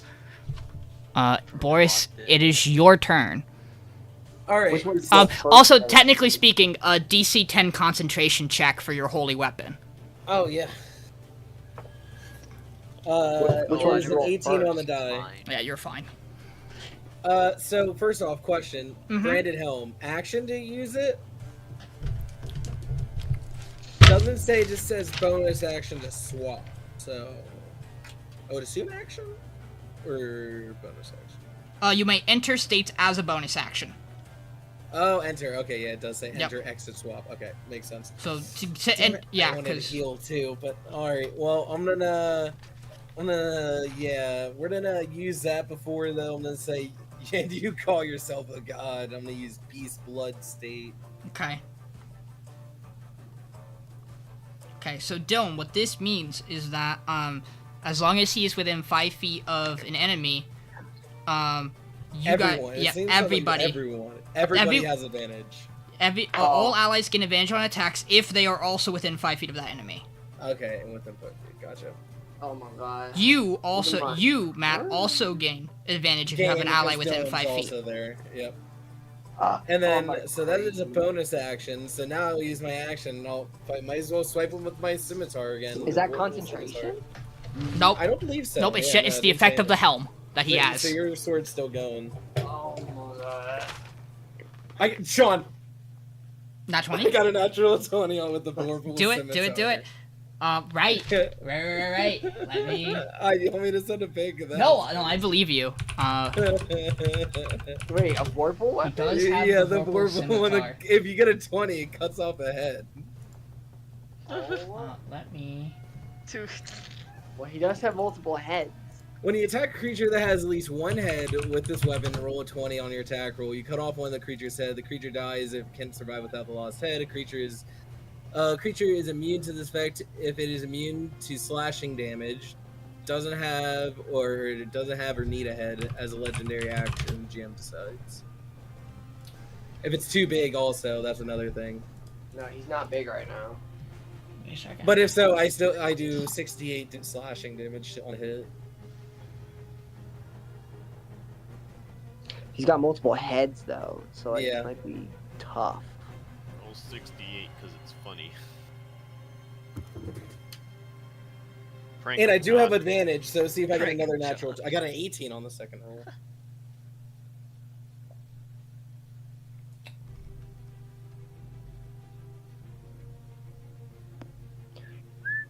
I'm going to ask you a question. Okay. So, you are wielding the sword. In that regard, you know its whims and how it works. Mhm. So there are three things you can do. You can go forward and behead Kazdak. These are not separate heads. He has one head. He just has masks. Gotcha. So you can just flat behead him. Mm-hmm. You could choose Okay. to not behead him and do the extra damage. Gotcha. In the same regard, you could choose to not behead him, deal the extra damage, but with the intention of shattering this mask. So what that would mean is you could shatter the mask, and then the damage would carry on over to whatever mask comes next. So you either decapitate Would him. we want to kill this guy? That is So why the I'm only giving. thing is- That is so- why I'm yeah, giving so- you the option. Is because you So are the wielding the only thing sword. is since he tried cutting off my head, I would go with it like a lower, if like Boris type beat, like I would be like number one, the first option type of like he went for mine and he almost missed, so I went for his. So kind of going clean off, but the third option sounds spicy too. We ideally we want him alive, so then the Okay, so third, you like I said third option. I think Okay. we want him alive. Yeah. So Okay, so we're gonna go you with number two swing the then. Vorpal sword, and you will it to move, so that it, instead of going for the neck and decapitating, slices up through the mask. And you watch as the steel mask completely shatters. And you see his face, still eyes closed, as, and you know what? I don't have a good way to determine this. I'm gonna give you the choice. What mask would you like to take over? The Rage Mask or the Laughing Mask? What did the laughing mask do again? That was the annoying one that was doing your rogue shit. Yeah, for what it's worth, you would have the understanding that the Rage Mask Yeah, is a barbarian, and the Slashing Mask is, and the Laughing Mask is the rogue. What do you think? Let's bring out the barbarian, I guess. Okay. So that mask, the Stillness Mask shatters, the Rage Mask flutters back on, but before the effect of the Rage can overwhelm, you are going to get this slashing hit in on the mask. Alright, so, let's see here. Let me go back to the sword. So yeah, now you get to roll your damage. So the 68 Alright, so I do the slashing- 68. Is that plus the 1d6? yes. Okay. So I'm gonna do the 1d6 real quick. Or, no, I guess I can do them all together. So, yeah, I'll do the d6 real quick. So that was a 2.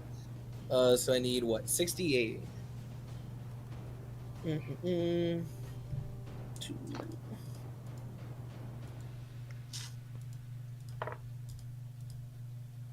Oh, we could have totally killed him and then Mike animate dead him. If he was here, he definitely would have suggested that. But But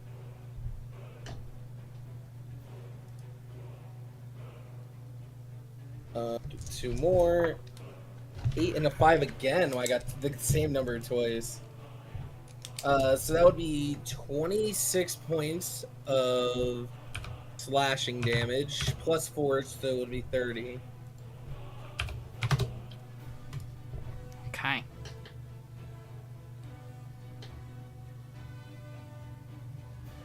That would be my bonus action and my action then. Okay. And I'm gonna check something. Gonna do it this way. Okay. Jules, it becomes your turn.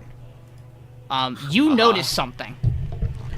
Right now, the one lit up rune on the gauntlet, is struggling to stay lit as it is wreathed in flame.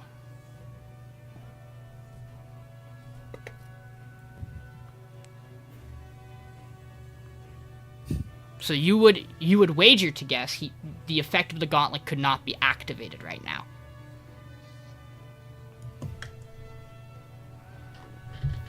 Does he look like he's yielding, or like? No, is he still he's going? he's not yielding. Oh, okay. Yeah, okay. We're gonna pop back out. Also, gonna when the shoot him mask again. when the mask comes back on, the lightning does reemerge on his sword. Okay. And I have advantage because I'm hiding in, regardless from that. Okay. Yes. And if you did want to stab him, though, Vinny, you can come up close. I don't wanna. Does a 19 Hey, hit? sorry, Matt. How much damage did you deal with him? 30? 30. You dealt 60. You rolled a crit. Oh, I did. Yes, sorry, it'd be four Totally forgot. it would be four less I than didn't know that, if that got 'cause- doubled, but yeah. So you would have dealt. You would have dealt. -4. It would have Yeah, been -4. So no, Yeah. yeah, So -4. 50, Because, yeah. 56 you dealt Yes. from that. So, Jules, now you can Nice. do what you're gonna do. Does a 19 hit? No. All right. I hide. Wait, does he have advantage? Does he have advantage? I did roll with advantage. Yeah, he Damn. is pretty. Yeah, how much should be better? Okay, stealth roll for the hide.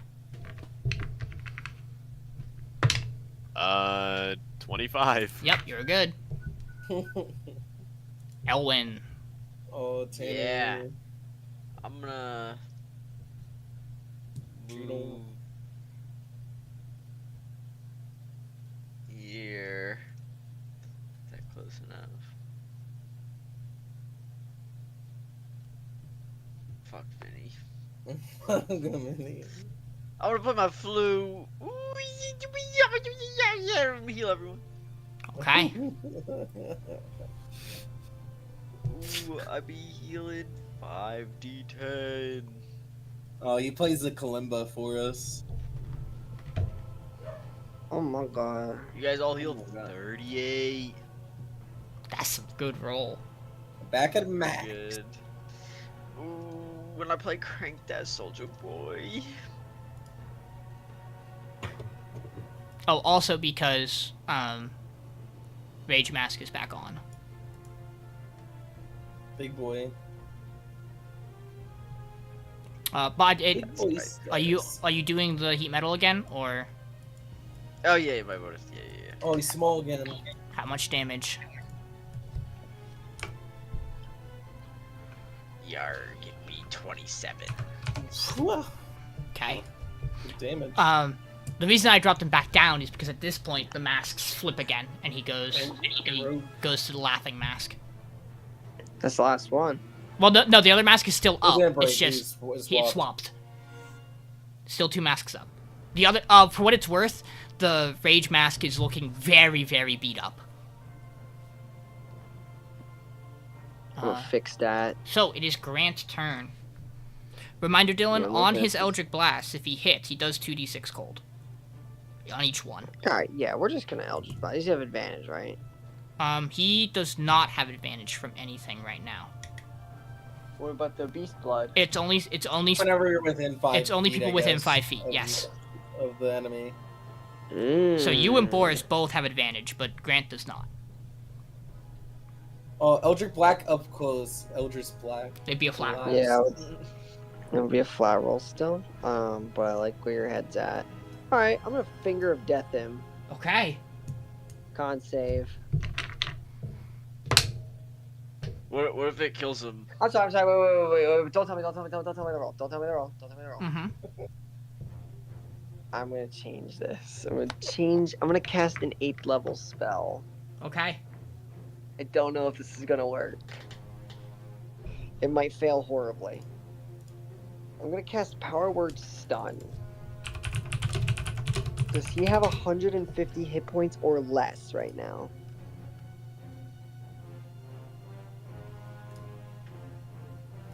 In this form?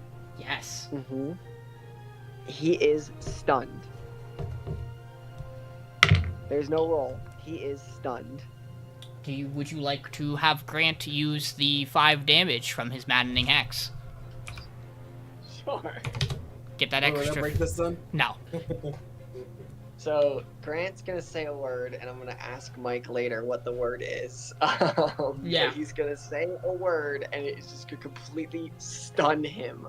At the end of Well, that's not to the end up right. Mike's. the stunned target must make a con save throughout the end of each of its turns. On a successful save, the stunning effect ends. So Well. you are just stunned. He sure is. And Dylan, it is Titus's turn. Every attack has double advantage! But, I mean. Alright, first attack. Oh wait, let me get my other dice so I can just roll both. This one. Alright, Great Weapon Master, first attack. It's, I think it's gonna miss. 20. Yep. Alright, second attack, Great Weapon Master. 23. That does hit. I still have Radiant Weapon, Yep. and I don't have any more trip attacks. Let me get my dice. Roll my dice. Alright, so 9 plus 7 is 13. Nope. 9 plus 7 is 16. Plus 10 is 26. Plus 8 fire is 34. Plus 7 radiant is 41 points of damage on the first attack. Second attack. First attack missed. Tragic.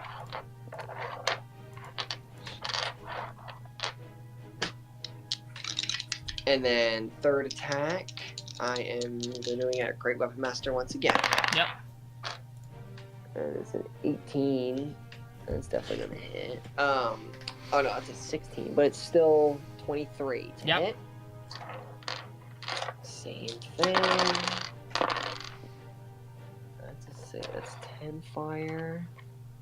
What's that? 3 plus 7 is 10. Then 20, and then it's 10 fire, so 30 and 14 radiant, so 44 points of damage on that attack. Okay.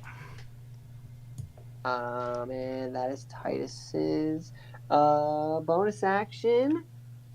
Oh shit, my computer's gonna die. Shit. Hold on. I have a charger. Yeah, fix that first. I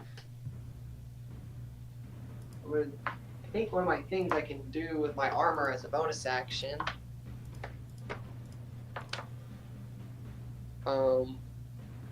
Let me just check my armor. Sorry. No, you're good. Inventory. Bonus action. And that's for a weapon. I don't know if any of it is useful right now.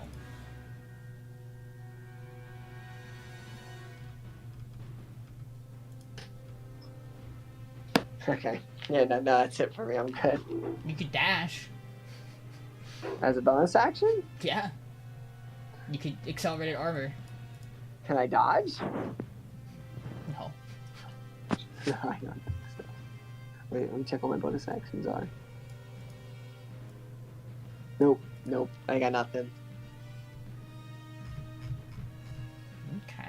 I'll move. I guess I'll move. Where? I'll go right there. Okay. So it is his turn. He gets to make a what save? Con save So it'll be at the end of his turn. at the end of his turn. So he loses a turn. What's the DC? What'd you get? 15. That fails. That is under an 18. So he's still stunned. I want you to know I rolled a 2 on that die. Holy Brother, Mm-hmm. you got a plus 13? He sure does. It's his second highest plus to his saving throws. I'm assuming strength? Oh, yeah. Yeah. Yep, so he fails. He's still stunned. Yep. Boris, it's your turn. Oh, we're gonna hit him with the sword again. Yeah, advantage on the attack roll. That would have been, that was a 10. I remember that didn't hit last time, so yeah, that would have been a 19. 19 total. Not any better. Nope, nothing. Nope. Doesn't hit. So I missed that. Technically, he also has to make a save for the heat metal. Is 19 for the heat metal. Not that it matters. He's not gonna make attacks on the turn. He's not able to do anything. So, no, it does matter because, well, no, he can't take reactions either, can he? Nope, he's stunned. Any dex saves, he auto fails too. I can't do quote anything me on else, that. so I'm gonna start hitting the gritty. Hold on, I'm pulling out my. No, DM. wait, I can use a bonus action spell. Pull out my DM handbook that I got for my birthday. Nope, he Let's can't see. take actions or reactions. Yep. Oh, Tanner, are you hurt? He just Barely. he just healed everybody. What, 30 something? Yeah. So like, Oh, but you're hurt though, right? I mean, Titus might still be hurt. I'm hurt. Oh, you're hurt? I'm very hurt. He took a lot of damage. Oh, mass cure wounds. At 4th level. Okay, well, you do that, Jules. It is your turn. It's my turn. The rune is active, but he is stunned, so there's no worry about that effect. Alright, very good. Surely I don't miss again with advantage. You guys get 9 health, guys. Does a 24 hit him? Oh, It wait, does. yeah, Holy shit. 9 health. 1, 2, 3, 4, 5, 6, 7, 8. 1, 2, 1. Roll.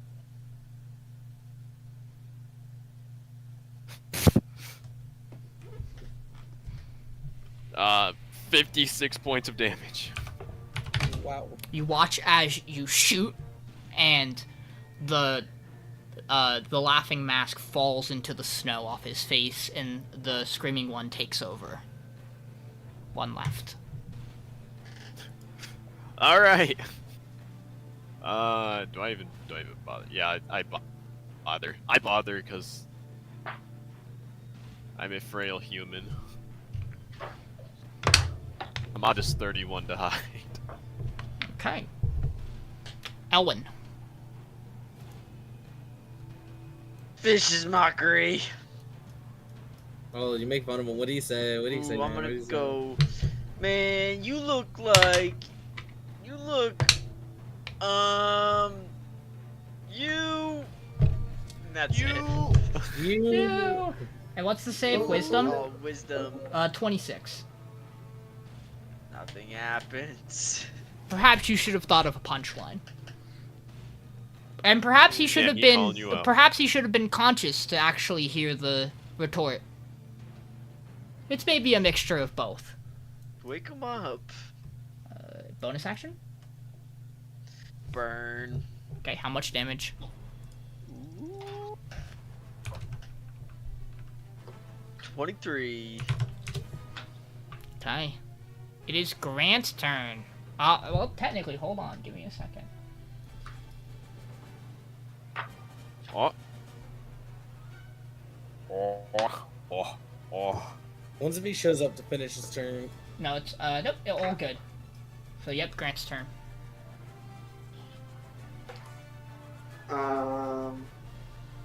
Grant. Looking beat up. Stun. Yep. Does he have advantage? He would have advantage on all of these attacks. Alright, he's gonna do his Eldritch Blast, which he has 3 of them. Yep, all at advantage. Plus 12 to hit. Alright. Plus 12. First one, 25. Hits. I'm just gonna roll all of them. Yep. Just do all the dice. Second one, 27. Yep. Third one, 25. Yep. So a D10 plus 5 for all of them. So 3d10 plus 15. Give me some d10s. Here it is. 3d10. 8, 2, and 3. So 13 plus 15 is 28 points of force damage. Yep. 3d6 necrotic. 3d6 necrotic. That's the hex. Yep. That is, ooh, that's good. 16 points of necrotic. And then 6d6 cold. So there's 2d6 for each one. 66 cold. This will be halved, but still 6d6 cold. That's 3, 6, 11, and 2 more. 17, so 18 half to 9. He's not here, so he doesn't get to do this. It's a shame what happens when you miss a session. So, as these Eldritch Blasts collide, Kazdak's Rage has no way to protect against force and necrotic damage, as he just gets pelted. And though his physical form may shave off the cold, it is not enough. And you watch as... Actually, can he do that right now? I need to check one thing.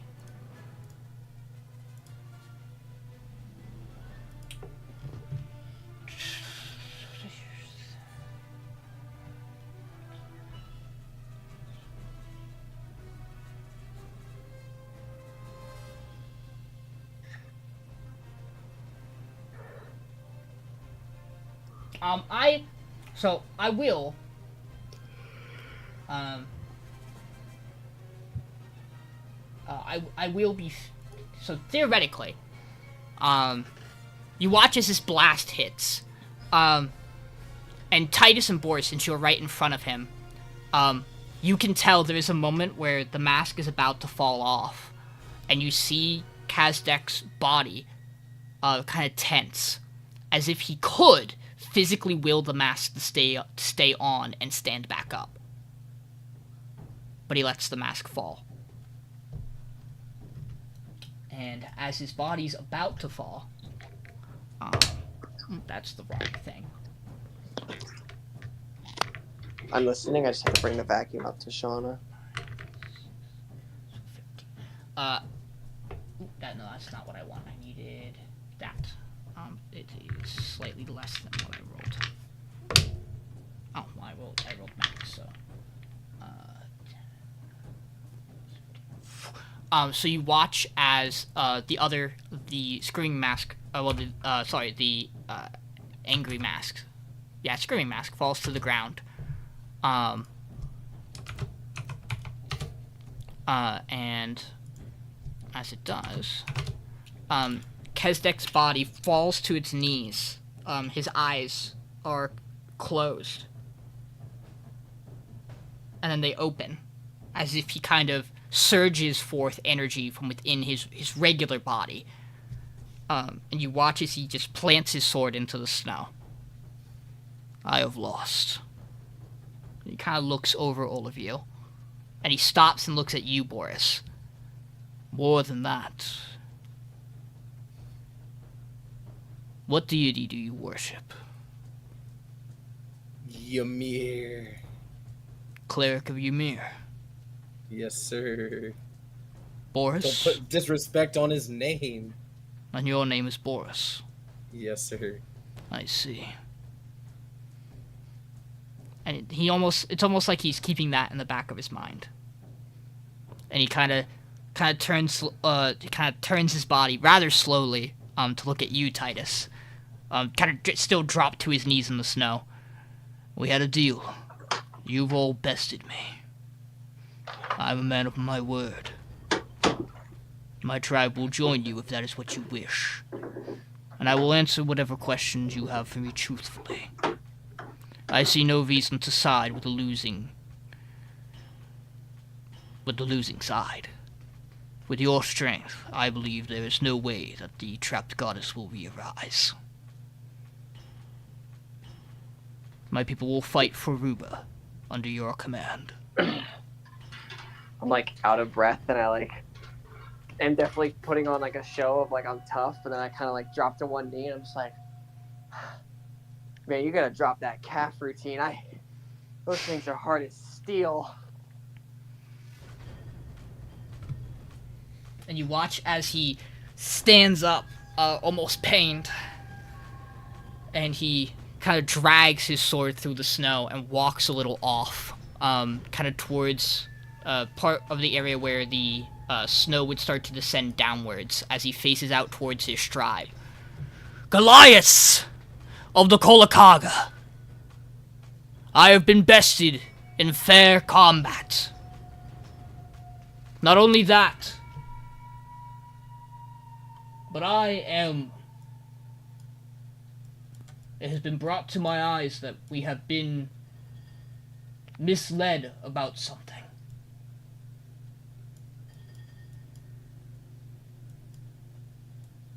I am not a divine prophet, for my faith and my God's gift faltered in the face of combat. Here we'll make a change. From here on out, each of you, we shall undertake worship of Ymir, and we shall respect his champion, Boris, of Titus's pirate crew. He kind of turns back towards you all. My people considered me a conqueror, considered me a protector, and a prophet of death.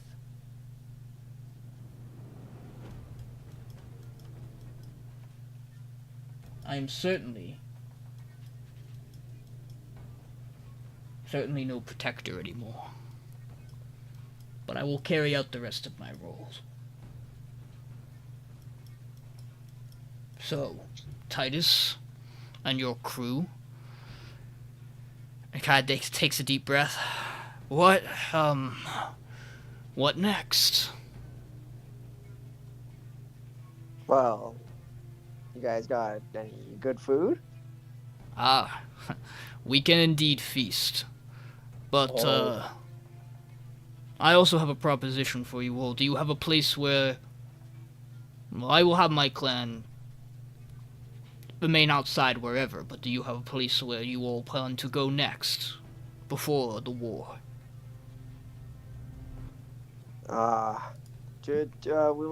Jules. Jules! What? No, you're supposed to whisper. He's hiding behind a rock 20 feet over Where there, man. is Jules? He's hiding over there. I look over. Elwin's like, Elwin's looking also his in head a out. bush. No, I'm not in it anymore. Can you just give us 1 second, Kazdak? Just give us 1 second. Take all the time you need. Okay, Jules. What? Where the fuck's my other He's orb? I upset. forget. Your other orb? Yeah, my last one.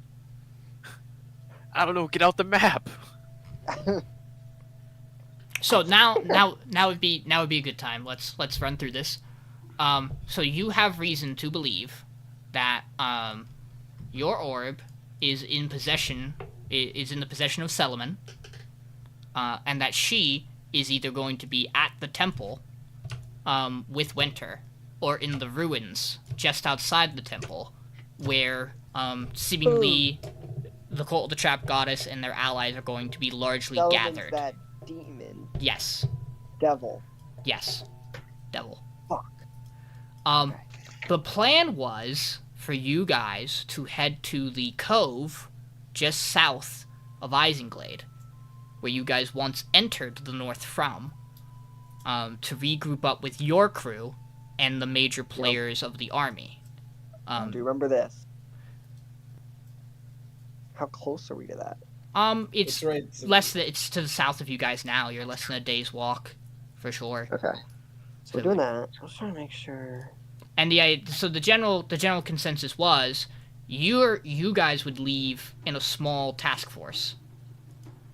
The 5 of you and Jarvan would be the idea. But he's going off to fuck a bitch up.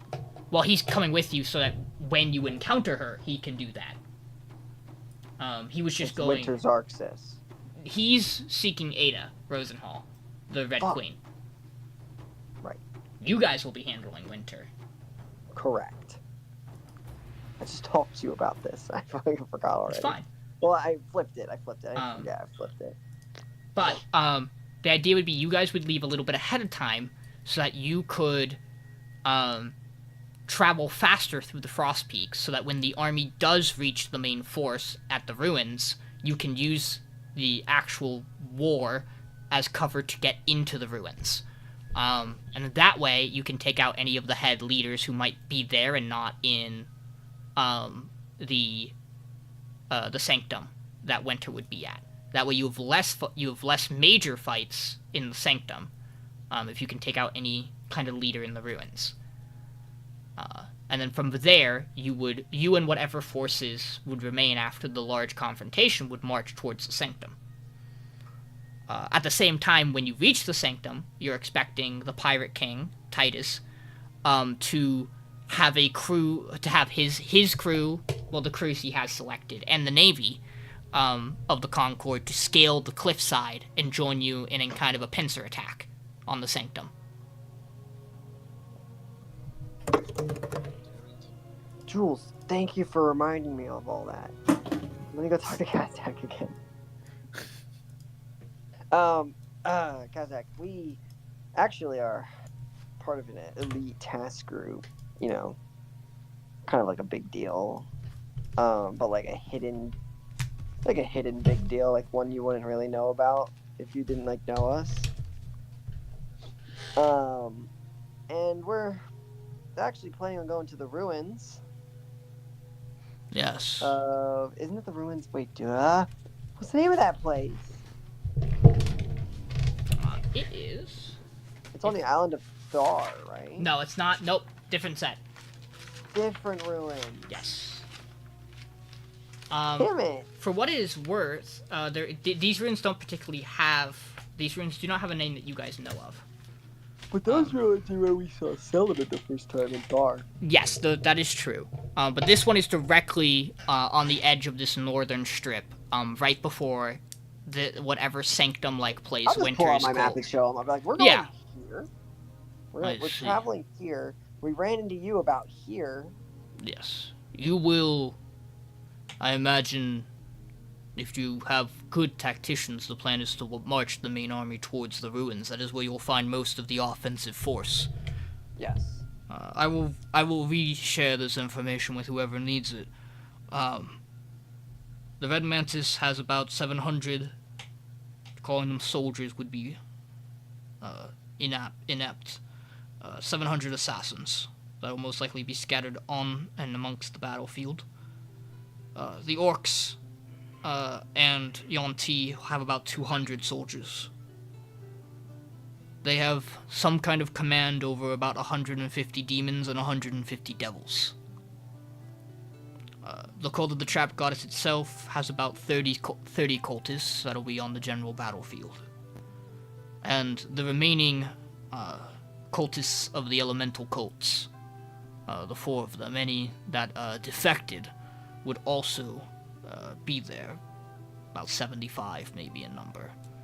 So you're looking about 1,300 enemies. It's a lot of enemies. And remind me, Sean, how many people do we have? Without the Concord's reinforcements, you were about at 1,000. So they have about 300. They have about a 300 total on you. But we have quality over quality. That is not considering the fact that if you were to believe Marcus Kane, his 15 soldiers are worth 450 men in strength.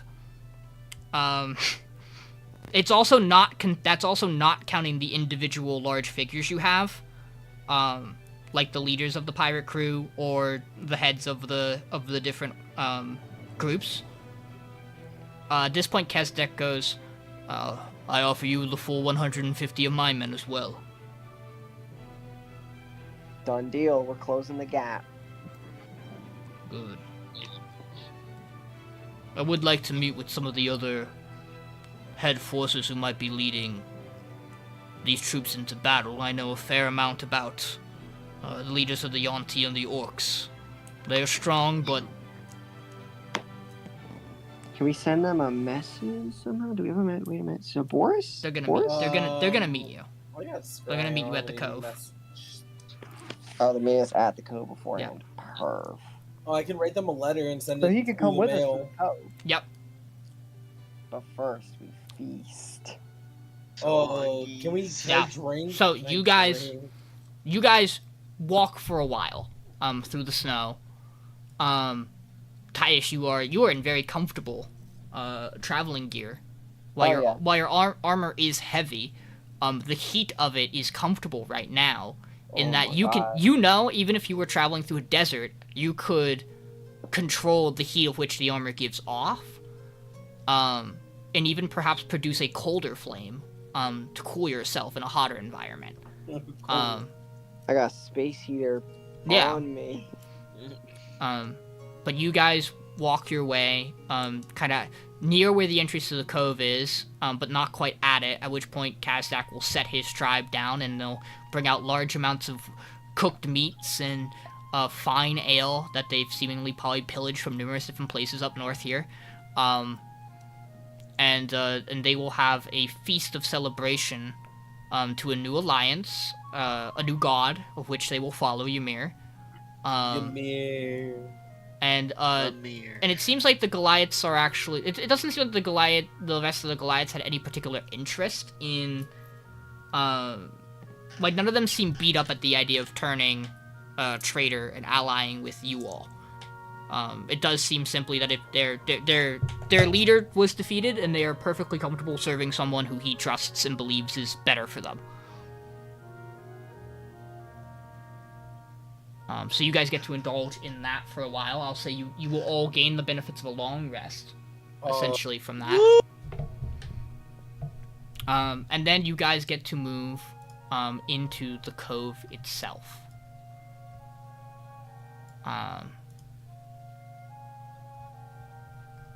It's been a while since we were last here, but It's been a while.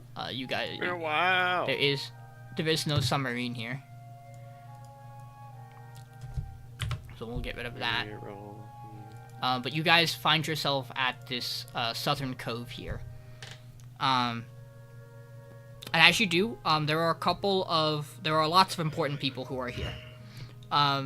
It seems largely that in the time that you guys did this, people were already on the move. And you'll probably just need another day and a half, 2 days probably, to let all the forces gather here. And then you would set out only a couple of hours ahead of them. So that you aren't waiting too long before the actual battle starts. There are some people who do want to talk to you guys. And Kazdak will join, talking with some of the more well-known figures, such as Omail, and Vinrora, as well as Ragram. Kazdak shares one small concerning piece of information. While there are 3 orc generals, well, 2 orc generals and an orc king, who, will be leading the charge of the enemy army. There are also some other people of importance. Firstly, are the second in commands of the old elemental cults, particularly the cult of the Eternal Flame, and the Crashing Wave. So the fire and the water cult. Those two, Venra for the cult of the Crashing Wave and Rexius for the cult of the Eternal Flame, have basically filled in the role of the leader of the cults, as the old leader of the cult of the Crashing Wave has gone missing. And the leader of the cult of the Eternal Flame was killed by the Red Mantis. So Rexius and Venra lead the remaining fragments of those cults, and both wield decently powerful weapons. Venra's weapon in particular is known to be able to freeze people in place if they are in water. and is a very dangerous weapon that needs to be kept an eye on. While, you're in a snowy area, doesn't mean water can't appear on the battlefield. Maybe the more concerning thing he mentions is that there were 3 individuals who were allies to the cult of the Trapped Goddess who had perished. And seemingly with some kind of deal, they have found a way to bring them back from death. Without having the knowledge, this would have been a much bigger problem. Knowing that they're going to be there on the battlefield will allow for your troops to prepare. Those 3 individuals are Dai Li and Wesvart, 2 of the 2 head monks who had turned traitor from the Soulstrong Academy. That is the head of the Way of Shadow and the Way of Long Death. And Mornis, the false king who you all killed back in Dravegan, who had taken over the throne from Ragram. The 3 of them had some kind of ritual done that brought them back from having been vanquished before. They do not seem to be largely sentient, but they retain they retain their skills and abilities from when they were alive. They're more just kind of pawns now, but they are still strong. Once he relays that information, you guys have a couple of people who want to talk to you. In the cove, people who want to talk to you consist of Jarvan. He is here and wants to have a word with you all. To your surprise, Tolris is here and wants to speak with you all. That is the drow who has I'm the biggest Windfang. hater of Taurus. Yeah. And then also, the other major player who wants to speak with you, is, your original crewmates, Titus. So, Rook, Kelris, Lizwin, Vakan, Volktosh, all of them want to have a word with you before you guys set out to carry out this plan. Who do you want to talk to first? Talk to Taurus. You'll talk to Tolris. He has picked out a comfortable spot in the cove. He has like 3 drow women, beautiful drow women who he just kind of has fawning over him, pouring glasses of wine, and he invites you all to sit down and join him. As he says that we have much to talk about. I see things are going well up here. You all have made quite a lot of allies for the charge against the cult of the Trapped Goddess. And I have very good news on my end as well. Assume my messenger got a hold of you back in Wesmar. If he did, why don't you remind me what he told me? The former Queen of the Drow, the matriarch of the Underdark Central City, has fallen. She is no more. And Lot's power is waning, as it should be. And whose power is rising exactly? I mean, in place of the Queen, my own. Though, in order to carry out what I did, I have a couple of other allies who are probably much more to your liking. Formerly of the Siren family, the old drow sect who left the Underdark in hopes of finding freedom here on the surface. Well, that ended poorly for most of them. There are a couple of survivors who have aided my cause, though they hate me immensely.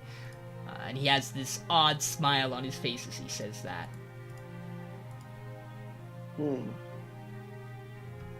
If you mean, what power is filling the vacuum of the Spider Queen Lolth, I mean, that is a different conversation. What about, the thing we let you borrow?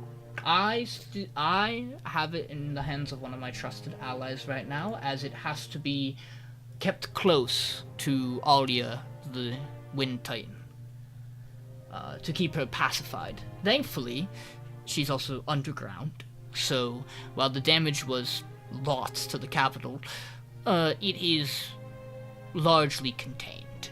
And while she frequently goes mad, I believe we still have a fair amount of time before we lose complete control over her with the relic. Okay.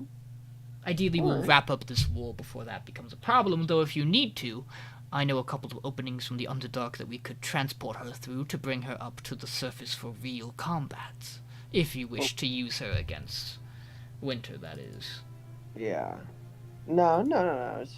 We don't need that. We just, keep the thing underground where there's like no wind. But once we do deal with that, we will need that artifact back. Of course, I've gotten everything I wanted out of it. I have control of the Underdark's central drow population, and there's been major restructuring now, so I have no potential interest to hold over this artifact. And I believe, and you see his eyes kind of dart across the room towards Venrora, who is majorly side-eyeing him from across the room. I believe most likely the surface elves would want the artifact back. Though I believe the actual origin of it is up for contention, I don't particularly feel to make a fight over it. Well, anything else you want to talk to us about? I mean, would you like aid for the upcoming fight? Is that not why? Are you here to not aid us? I mean, I came to talk and see where things seen where things, lied, but I have some forces that are nearby that I can mobilize for you. Yeah. What is this, like a deal? Do I owe you anything? No, I wasn't going to involve them if you were not interested in it. And I have about 150 drow warriors and 50 drow mages that I can offer to the cause. We'll take them. I feel like you owe us, so yes. I owe you. I dealt with a major ally. Imagine coming up to this fight and having an entire drow empire that you have to fight aligned with the Red Queen. Just imagine how good it would feel to be on the winning side of this. Well, that is the plan. I mean, no offense, even if I didn't send troops over here, I personally was going to say we were on the winning side of things anyway. Well, if you don't show up to class, you can't take the test,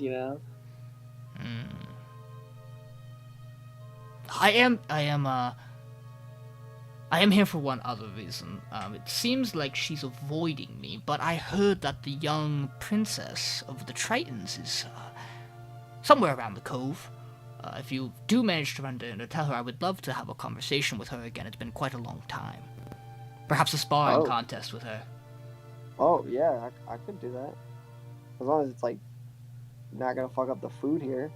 I don't see why that would do that. Alright, well, good. Weirdly good talking to you. Yes. I squint my eyes and I slowly start, backing away. Look, I imagine we will have no conflict with each other, at least for another year or two after this war. Then we'll see what relations between the surface and the Underdark hold. Right. By that point, enough time will have passed that this will be just a distant memory. Yeah. Alright, I'm gonna walk over. Look, do I see the Triton princess anywhere? Most of your crew is on your ship, and seemingly, Wesker and Lavinia are both also on there trying to avoid conversation with certain people. Lavinia is the Triton. Yes. Yeah, I'll walk up to them. Okay, so you go up onto your ship. Yep. Wesker kind of sees you, looks you over. You look beat to hell. Well, that would be because I was beat to hell. I don't know if I've ever seen you this beat up. Well, doesn't matter because I'm still walking. Is the other guy not? Yeah, I gotta know his calf routine. Those things are steel calves. I was slicing into them. I do motions with my blade. I'm slicing into them. You see that he kind of glances over your shoulder, and Kazdak is looming over most of the other generals he is talking to, or leaders he is talking to, and Lester kind of glances and goes, "God damn, those calves are thick." Those bastards. That's insane. We could work on that for years and not get there. I think I'll never reach that level. You but would have to we're going inject to- giant's blood into your veins. Is that a thing? I mean, there are potions and artifacts that would do something similar, but Oh, God. I don't actually think raw injecting giant blood's a good idea. You see, Vakan is kind of over by It's got some alcohol in it. I mean, Vakan We is should try it. We should Vakan try is it. over by like his cooking area on the ship, and he goes, "No, I wouldn't do that. That's a bad idea. I would not raw inject giant's blood into your veins."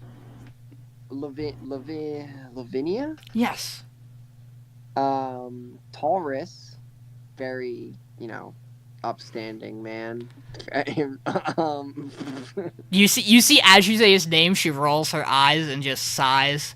He wants to talk to you. He told me that. Oh, really? I'm sure he does. That's what he said. Yes, I'm familiar with him. My companions and I ventured down into the Underdark. That's actually where our journey started.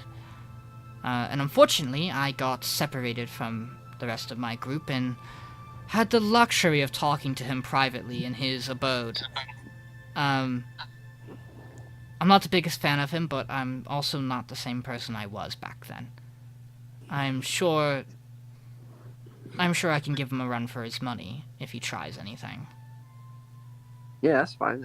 He just told me, and he's probably looking at me right now. I kind of turn around and look over at him as he's staring at us. You see, he's grown 2 extra arms, so he has his 4 arms out, so that he has 1 arm at each drow woman. And it's just like he kind of occasionally gives a glance up towards the ship. Yeah, he's a cool guy. He's probably not a good person, He sucks. He yeah. sucks. but I understand he will be providing aid. At least that's what there are whispers about. Yeah, I just told him to do it. He fucking better. I also overheard that 2 of the masters of the monastery are going to be under the control of the Red Mantis and call the trap goddess as undead husks. I trust you'll leave that to myself and the masters of the monastery when they get here. That's some shit Boris got to deal with, because that's fucked up.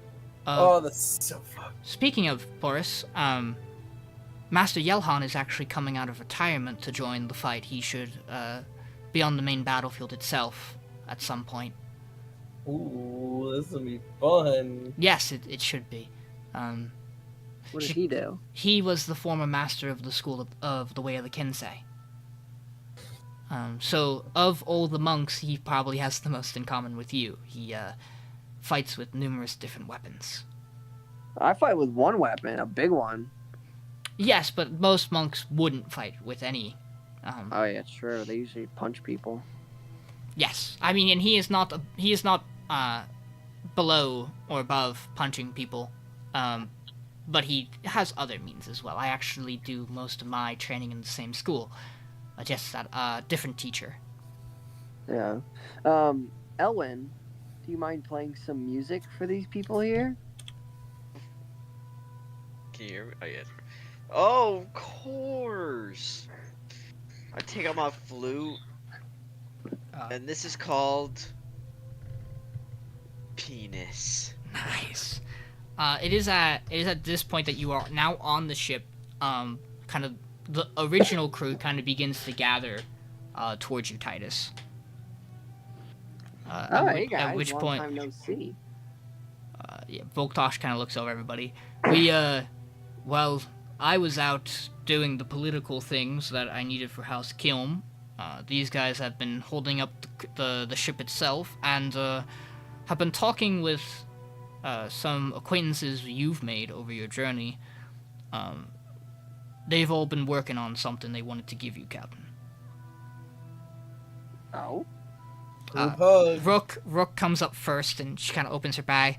Well, firstly, I have one of these for each of you. These I just did on my own, and I'm really happy about them. And you see she kind of brings up 5 potions, that she's struggling to hold in her hands together collectively, but kind of holds them out towards you all.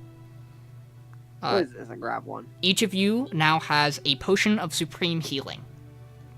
Damn. So big. I need to add that now before I forget. Bro, she just gave, like, how much is that? Like, thousands of gold? You're gonna add that to grants for It him? yeah, I can do it. It took a while to get everything right. I'm still not able to consistently do them. But I've kind of been saving up in hopes that this will be useful. I know it's not as impressive as everybody else's, and you see Vakan kind of gives her a nudge in the back, and he goes, "She's got something else too, Captain." And you watch as she brings out this small rectangular box. Kind of hands it out to you, Titus. Rectangular box. Sorry, okay, I got it added. Perfect. Rectangular box. Is it got like a little lock on it? Does it look fancy, or is it just a box? It is a simple black box that has a lid that slides off it. It kind of locks in place, but you can slide it open. Alright, fancy. I'll open it up. As you do, you can feel that you can start unfolding the box. Oh, what the fuck? Rubik's Cube. Alright. And as you open it fully, you see that there are 8 slots for vials. And the glass vials themselves, despite having been folded up into this small rectangular box, are all perfectly pristine. They're not broken, nothing wrong with them. And Rook goes, I was thinking that it's probably a bad idea to carry all of the vials of blood for the heirs just around. So I thought maybe you could put them in this, and people wouldn't expect them to be in this because it's a small rectangular box, and why would you store vials of blood in a small rectangular? That doesn't make sense. But that way, when you need to activate or do whatever you're going to do with the relics, you have all the blood in one spot. I only did 8. You guys have some of the vials yourself already. It's just on you. Oh, they're like empty slots. Yeah, there's slots to put the... There are, like, vials... There are glass vials in there just to show you that they don't break. Yeah. I only did the 8 because you guys already activated Wind Vein. So you don't really need the blood for that. So that's 3 less. And then we know that Lavinia's blood was already drawn for Drown. So... Of the 12, you should only need 8. Right. So there. That's 8. Thank you. You still gotta get the last couple bits of the blood. At this point, you guys have... let's recap. I have this written down in my notes document somewhere. Or I don't. Where the fuck?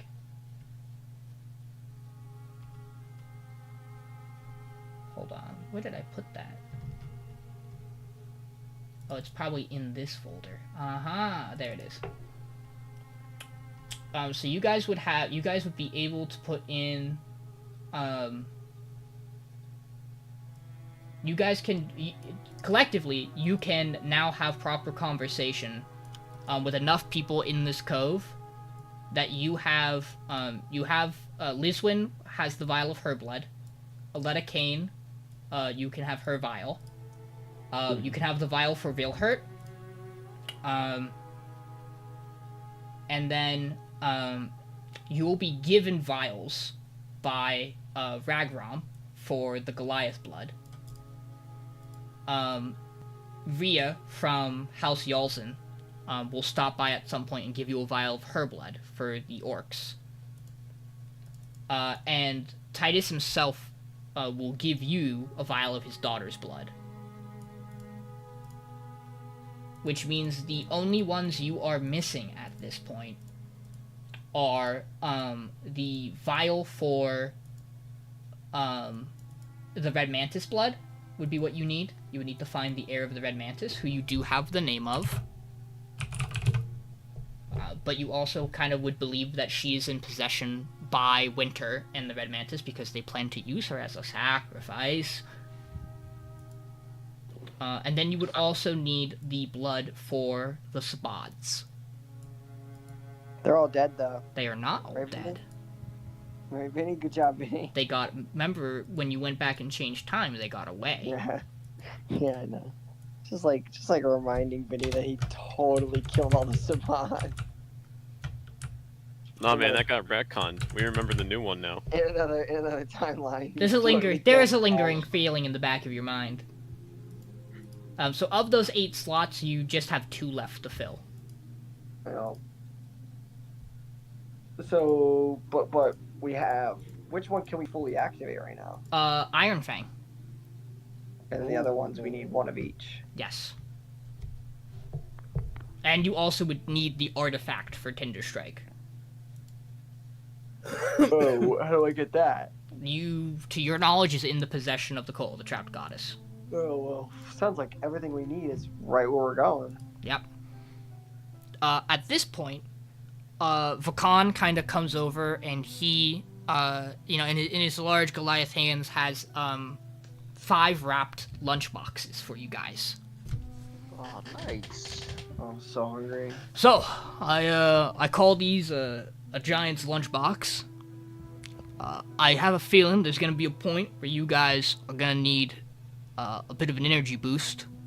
So when you take that shorter rest for an hour, chow down on that, and you'll feel like you slept 8 hours. Oh. Yeah. So it kind of converts a short rest into a long rest? There's 1 for each of you. I don't know if you're all gonna need to use them, so you can pass them around however you wanna make use of them, Captain. I'm not gonna tell you how to do it. Just know that I can't do this. As a chef, it is against my better interests to do this for you every single time you rest. Because this does not negate potential negative effects that would come from doing this over and over and over again. Eventually you do need to sleep, but this will get you through like a period of time where you could really use that longer rest, but you just gotta keep going. No, I get it. So I get it. each of you has 1 of these lunch boxes. Captain. It's got creatine in it. Did your pirate chef study nutrition? What the fuck did you just say there? Titus, Permission to eat one now, Captain. I'm so hungry. you guys just feasted. For what it's worth, as you think that, Jules, you do notice with your passive perception, Vakan has kind of the same.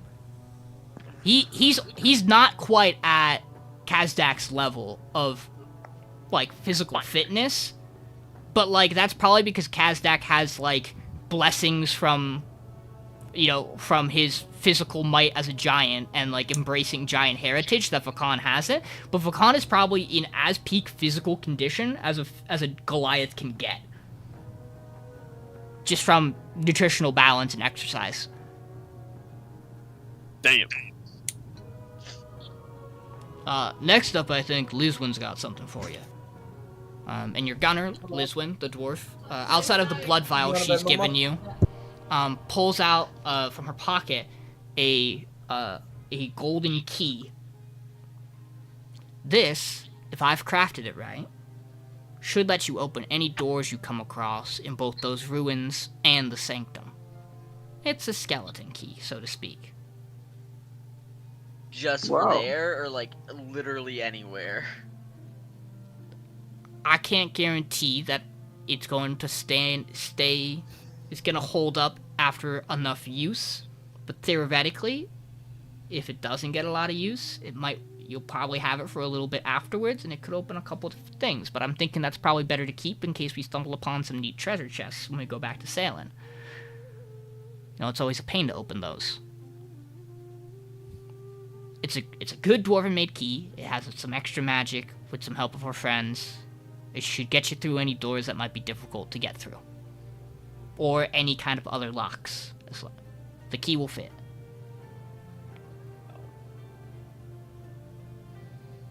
All right, I'll give that to Jules. Kelvis. Aye, Captain. Kelvis, your treasurer, then walks up to Jules. So I'm going to give you this, because I need to explain it, and you're going to have to understand how this works. Okay. And he's going to pull out, what appears to be a piece of electrum. Now looks are deceiving. This Fake only currency. appears this way, so that no one tries to take it from you.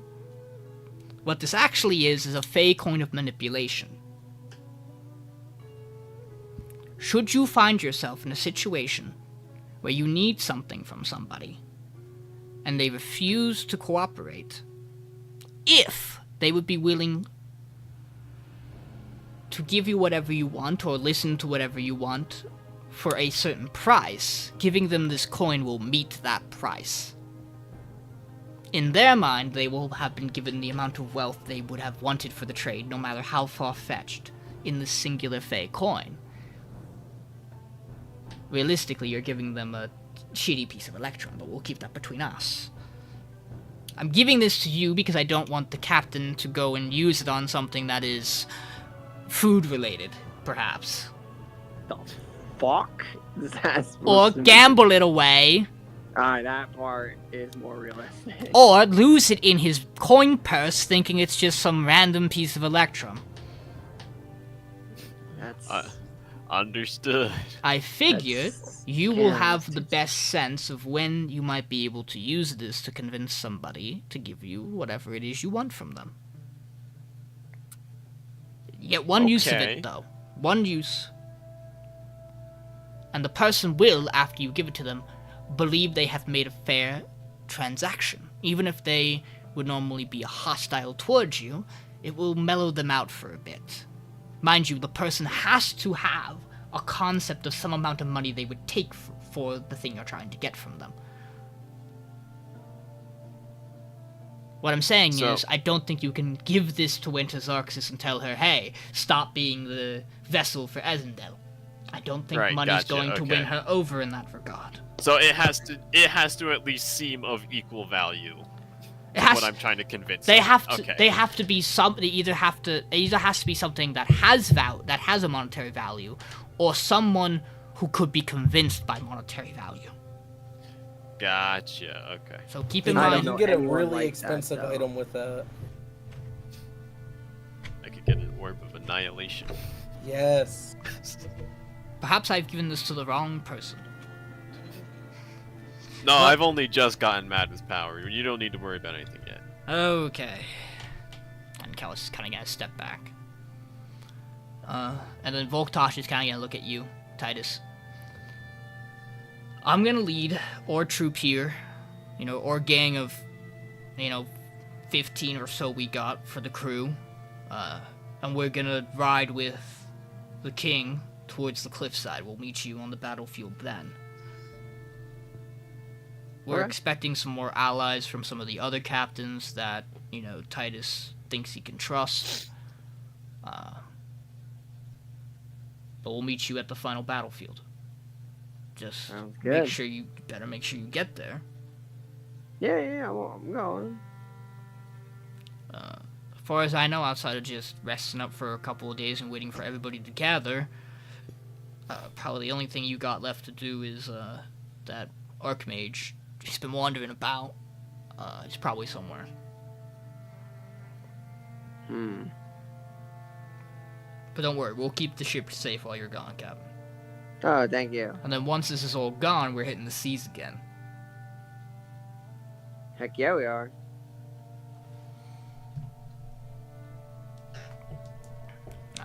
Do you guys wander the fine Jarvan? I would.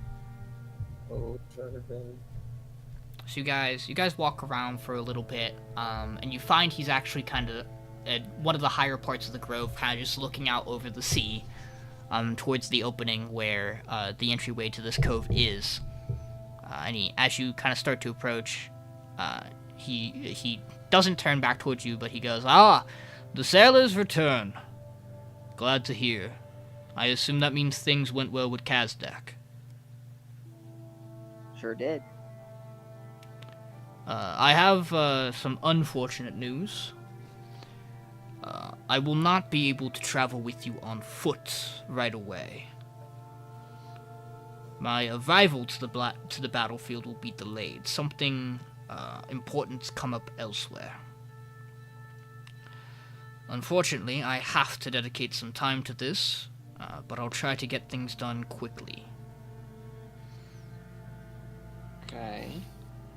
So I have 2 pieces of advice for you all, that you may use or take with you as you want. Firstly, I have reason to believe that somewhere in those ruins before the sanctum, you might be able to find notes from Yelkin. Perhaps more information about the ritual, perhaps more information about the trapped goddess as a whole. And I would assume Solomon has carried on his will since his death, and most likely has continued his work. I would expect you would find her there, and I would expect that perhaps valuable information may be hidden within those ruins. There is one unusual report we are getting. We have reason to believe that the devils that are on the battlefield are under command of the fake Gustav Rotwin. What we don't know is why there are demons on the side of the cult of the trapped goddess. My original guess was that Yelkin would have been behind that, but his presence has long been forgotten within the cult. Which means there's probably another figure,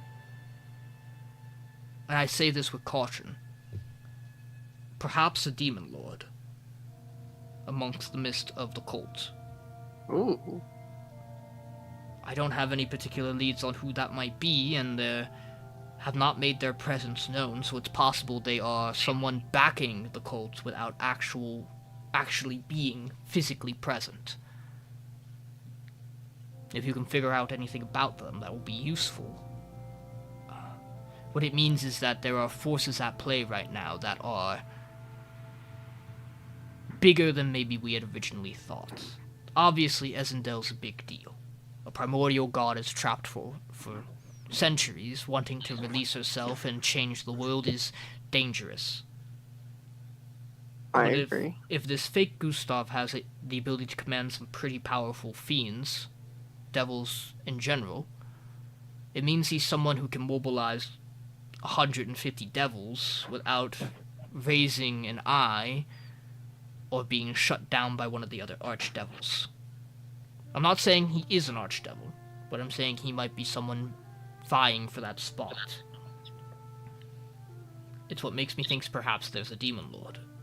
And while the two are very, very rarely aligned, if they both found value in Ezendel's resurrection, it could mean that there are others elsewhere, not just in Ruba, who are banking on this plan succeeding.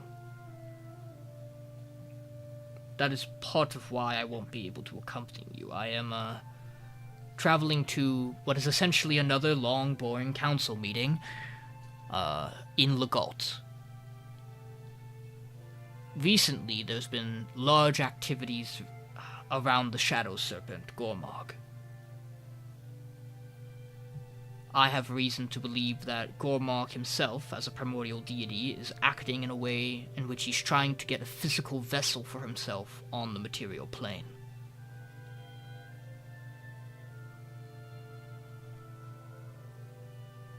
There was recently some activity in the Fae that seemed to imply that Gormog was also trying to corrupt the realm with his own influence from the Umberfell.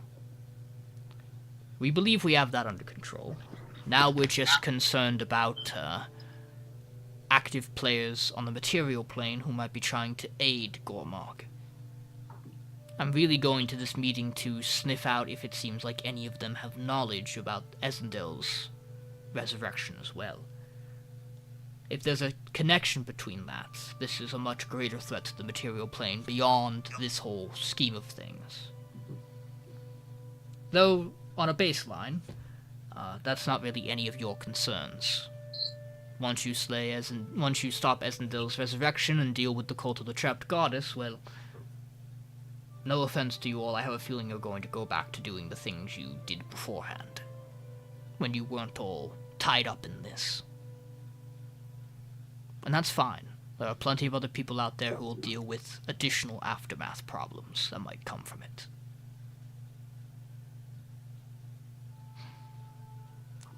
The other thing of note is, since I won't immediately be traveling with you, I'm going to do my best to get back to you as soon as I can before you encounter Ada Rosenhall. But you need to be aware. When it comes to enchantment magic, there is no entity on the material plane, perhaps on any plane, who matches her power outside of the gods themselves. And even then, she perhaps has a greater fine-tuned knowledge of enchantment than even the god of magics. Oh. So, How do we protect ourselves from that? you just have to be incredibly wary. Keep each other in your minds and make sure you know how each other normally acts. If it feels like anyone is bending or doing something they shouldn't, be cautious, be wary, and just... It's tricky. I have reason to believe a large amount of her enchantment magic in Ruba is being concentrated on that pet dragon she has.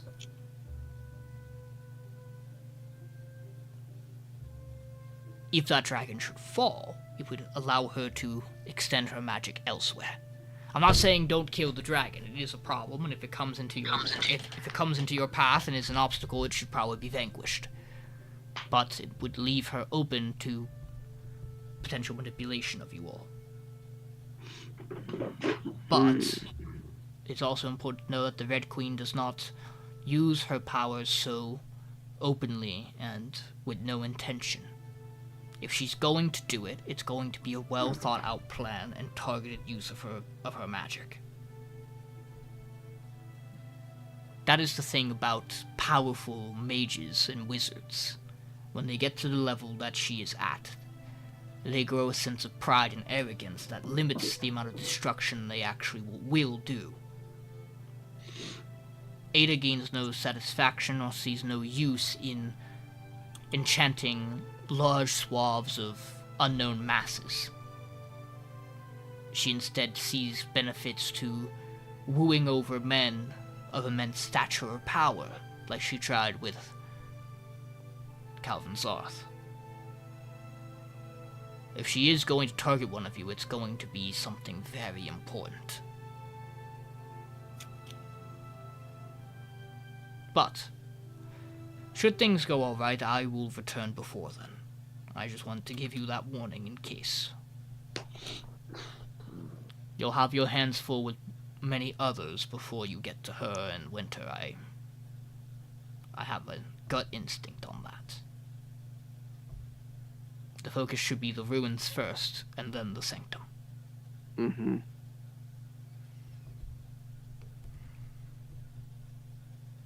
Alright. There is one other thing I wanted to talk to you all about, now that I thought on it. You're all carrying an artifact that's very evil. You know that. Which one? Yelkin's mace. Who's holding that?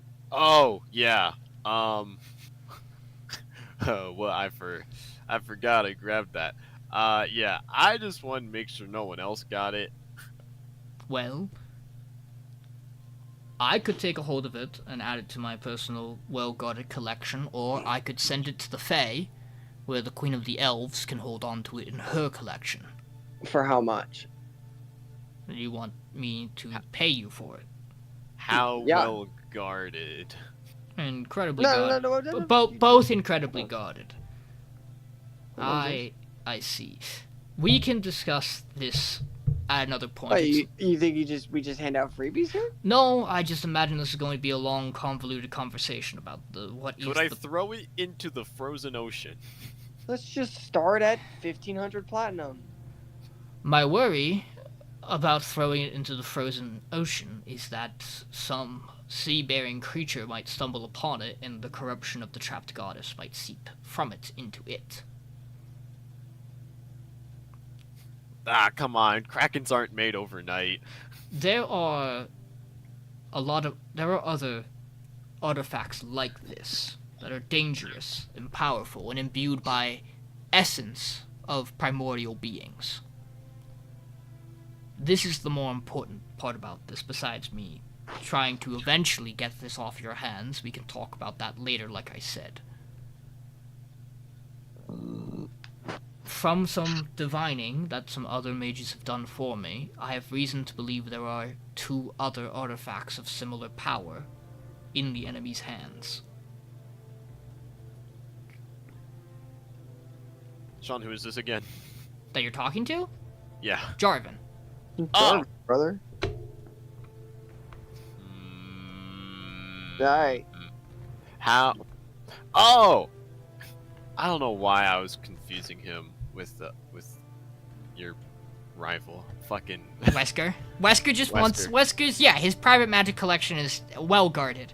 You can trust Okay. Wesker with it. Oh, yeah, I absolutely trust Jarvan. Now, hold on to it for now. We'll talk a price, and I'll negotiate something with you, Titus. The warning I give is that we have reason to believe we know what one of the artifacts is. In the struggle, the battle between primordials, the angelic deity Rosari faced off against Asmodeus in the northern island strip of Andred. Rosari's spear was fractured in that fight, and a fragment of it was reforged into a weapon.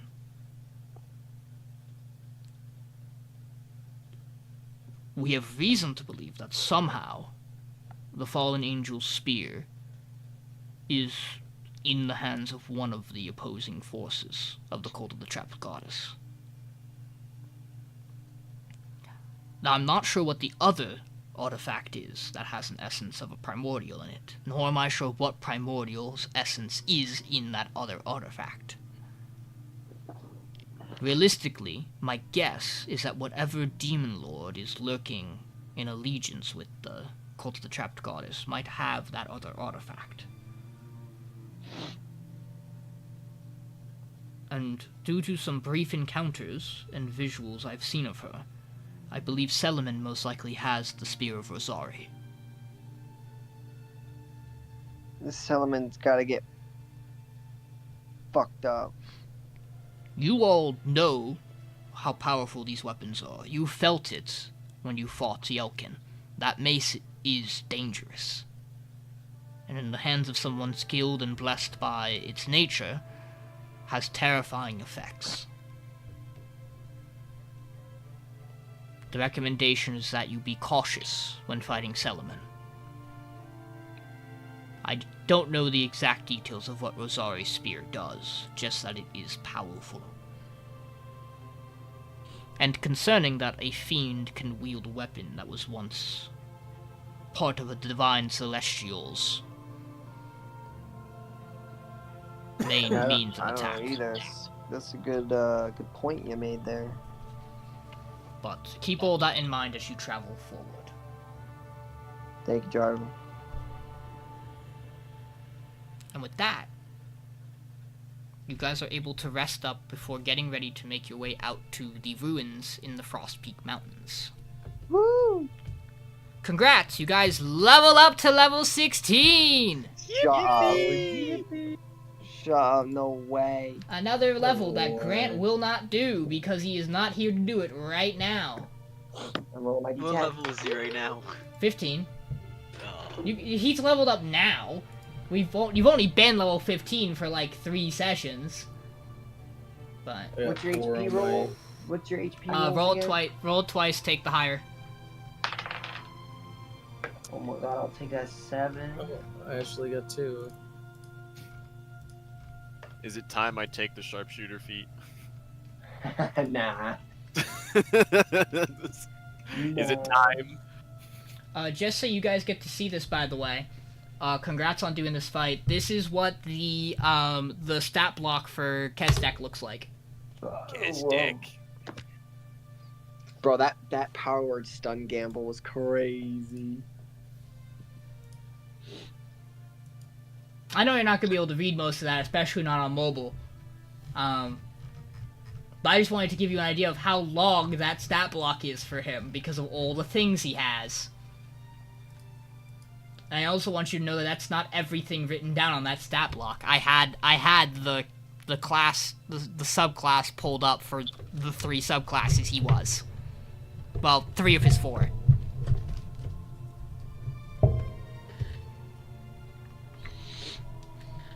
If you What would be... if you are curious, Kazdak's base HP was 240, which you guys did chop that down. You completely got through that health bar. The Barbarian health bar was 270, which you got through. The Cleric health bar was 210, which you got down to 132 before you broke it. And then the Rogue health bar was also 210, which you got through.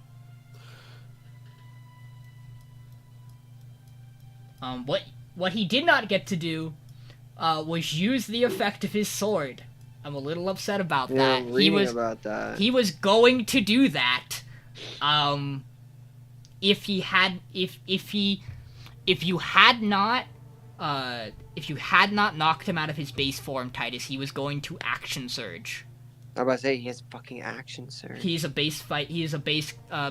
He is a fighter. He is the And giant. he can use this ability once again when all of his masks have been destroyed. Yes. He was in between. In the cleric form, he was in between doing the hold person firestorm, which if he would have succeeded would have been an auto fail on the person he held. Or casting heal on himself.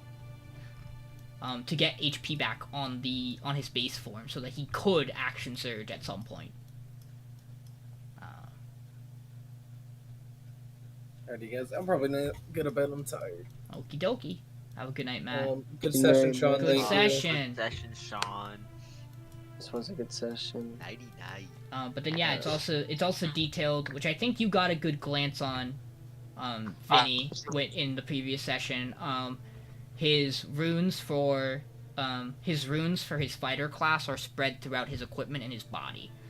So his cloud rune's on his gauntlet, his fire rune is on his sword, his frost rune is on his shield, his hill rune is on his armor, and the storm rune, which is the one that lets him enter a prophetic state. And either give someone advantage or give them disadvantage on a roll, is actually like seared into his eye. Huh. He ran out of forgot about that one. He ran out of places to put his runes. But no, this blade was this sword was nuts. It would most likely have probably knocked one of you down if he got to do that. But it didn't happen, and that's fine. Totally fine. Can I? Can you get that sword from him? No, I'm thinking. Enchant. Can I speak to Jarvan? I want to use my level up. I want to talk to Jarvan about would it be better to help my wisdom or my charisma for this upcoming fight against the enchanter bitch.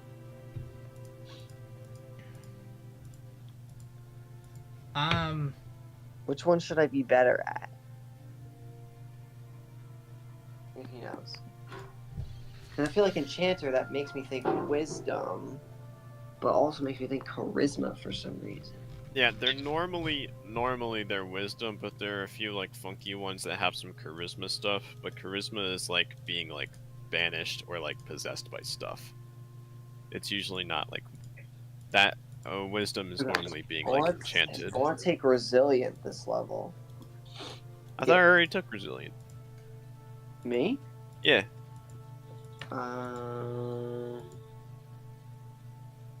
Yeah, I took it for... What did I take it for? I took it for another stat, but I could take it again. So the important thing to note is that largely, most of her spells she specializes in are wisdom. Oh, I already have resilient and wisdom. Okay, there you go. That does not mean that she doesn't have things that could theoretically do intelligence. I don't know what fucking feat to pick here. You could just ASI your wisdom. I'd rather ASI my con to make it 18.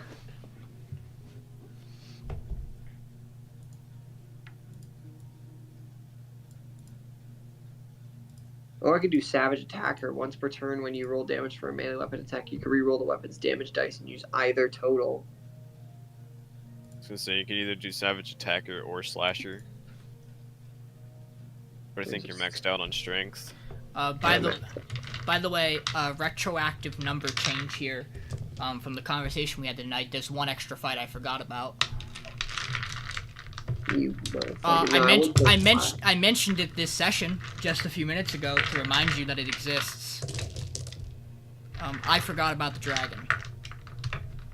The dragon. I fucking believe you, Sean. I was not counting that when I was counting the amount of fights you have left. I'm just gonna take Skulker. What does that do?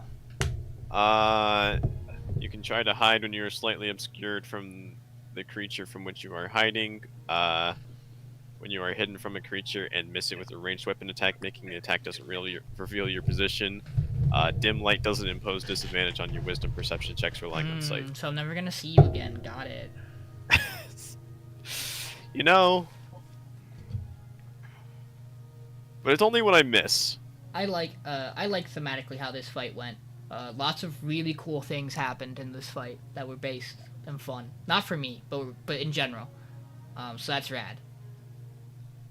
And I'm glad this fight didn't absolutely murder you guys. That's good to know. I can keep scaling fights like this. Not every fight is gonna have 7 health bars. Don't worry. I know what I'm doing. I'm doing great weapon fighting. I'm doing fighting initiate, great weapon fighting. We roll the ones and my two. ones and twos. Oh goddamn! Like you really need to do that, fucking digs. Ugh. I don't remember how much damage I did that one fucking round where I was going crazy, but I think I literally did over 200 damage. Yes. No, you 40, did. 89, He was 50, he was basically at full health on his base form, and you dropped him.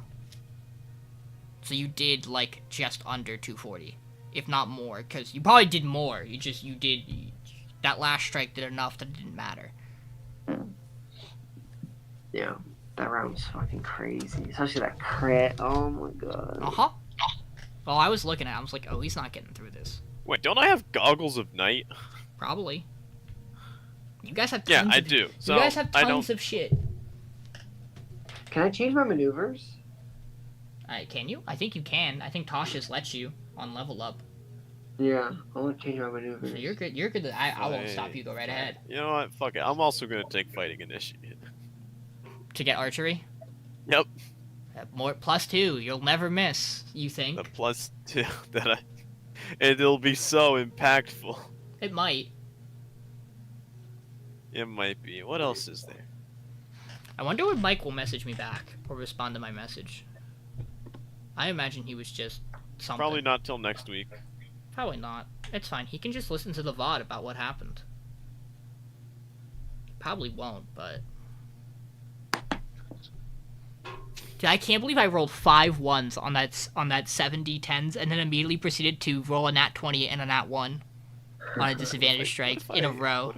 Wild. That maybe the worst luck I've ever had as a DM was this fight. But what if I start getting a little radical here? What if I start getting?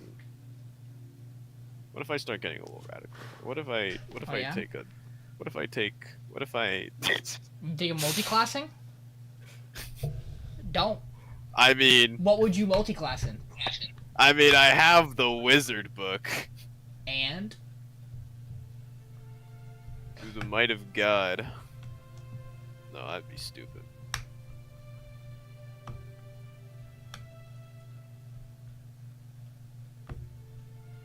It would be. Don't fucking do that. I feel happy with this.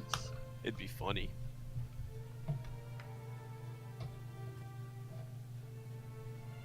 I could just take tough. I'm glad Matt used one of his stances. The dance. The stances are really cool. Yeah, that's cool. He's fucking got 2 other ones. One of them gives him a fly speed. And he does 2d6 extra lightning damage on every attack. We'll see Gotta if roll he my- if he ever wants to my- use it. D8. A 1. We reroll ones. You roll twice to take the higher number. I'll take a 5. No, you sure will.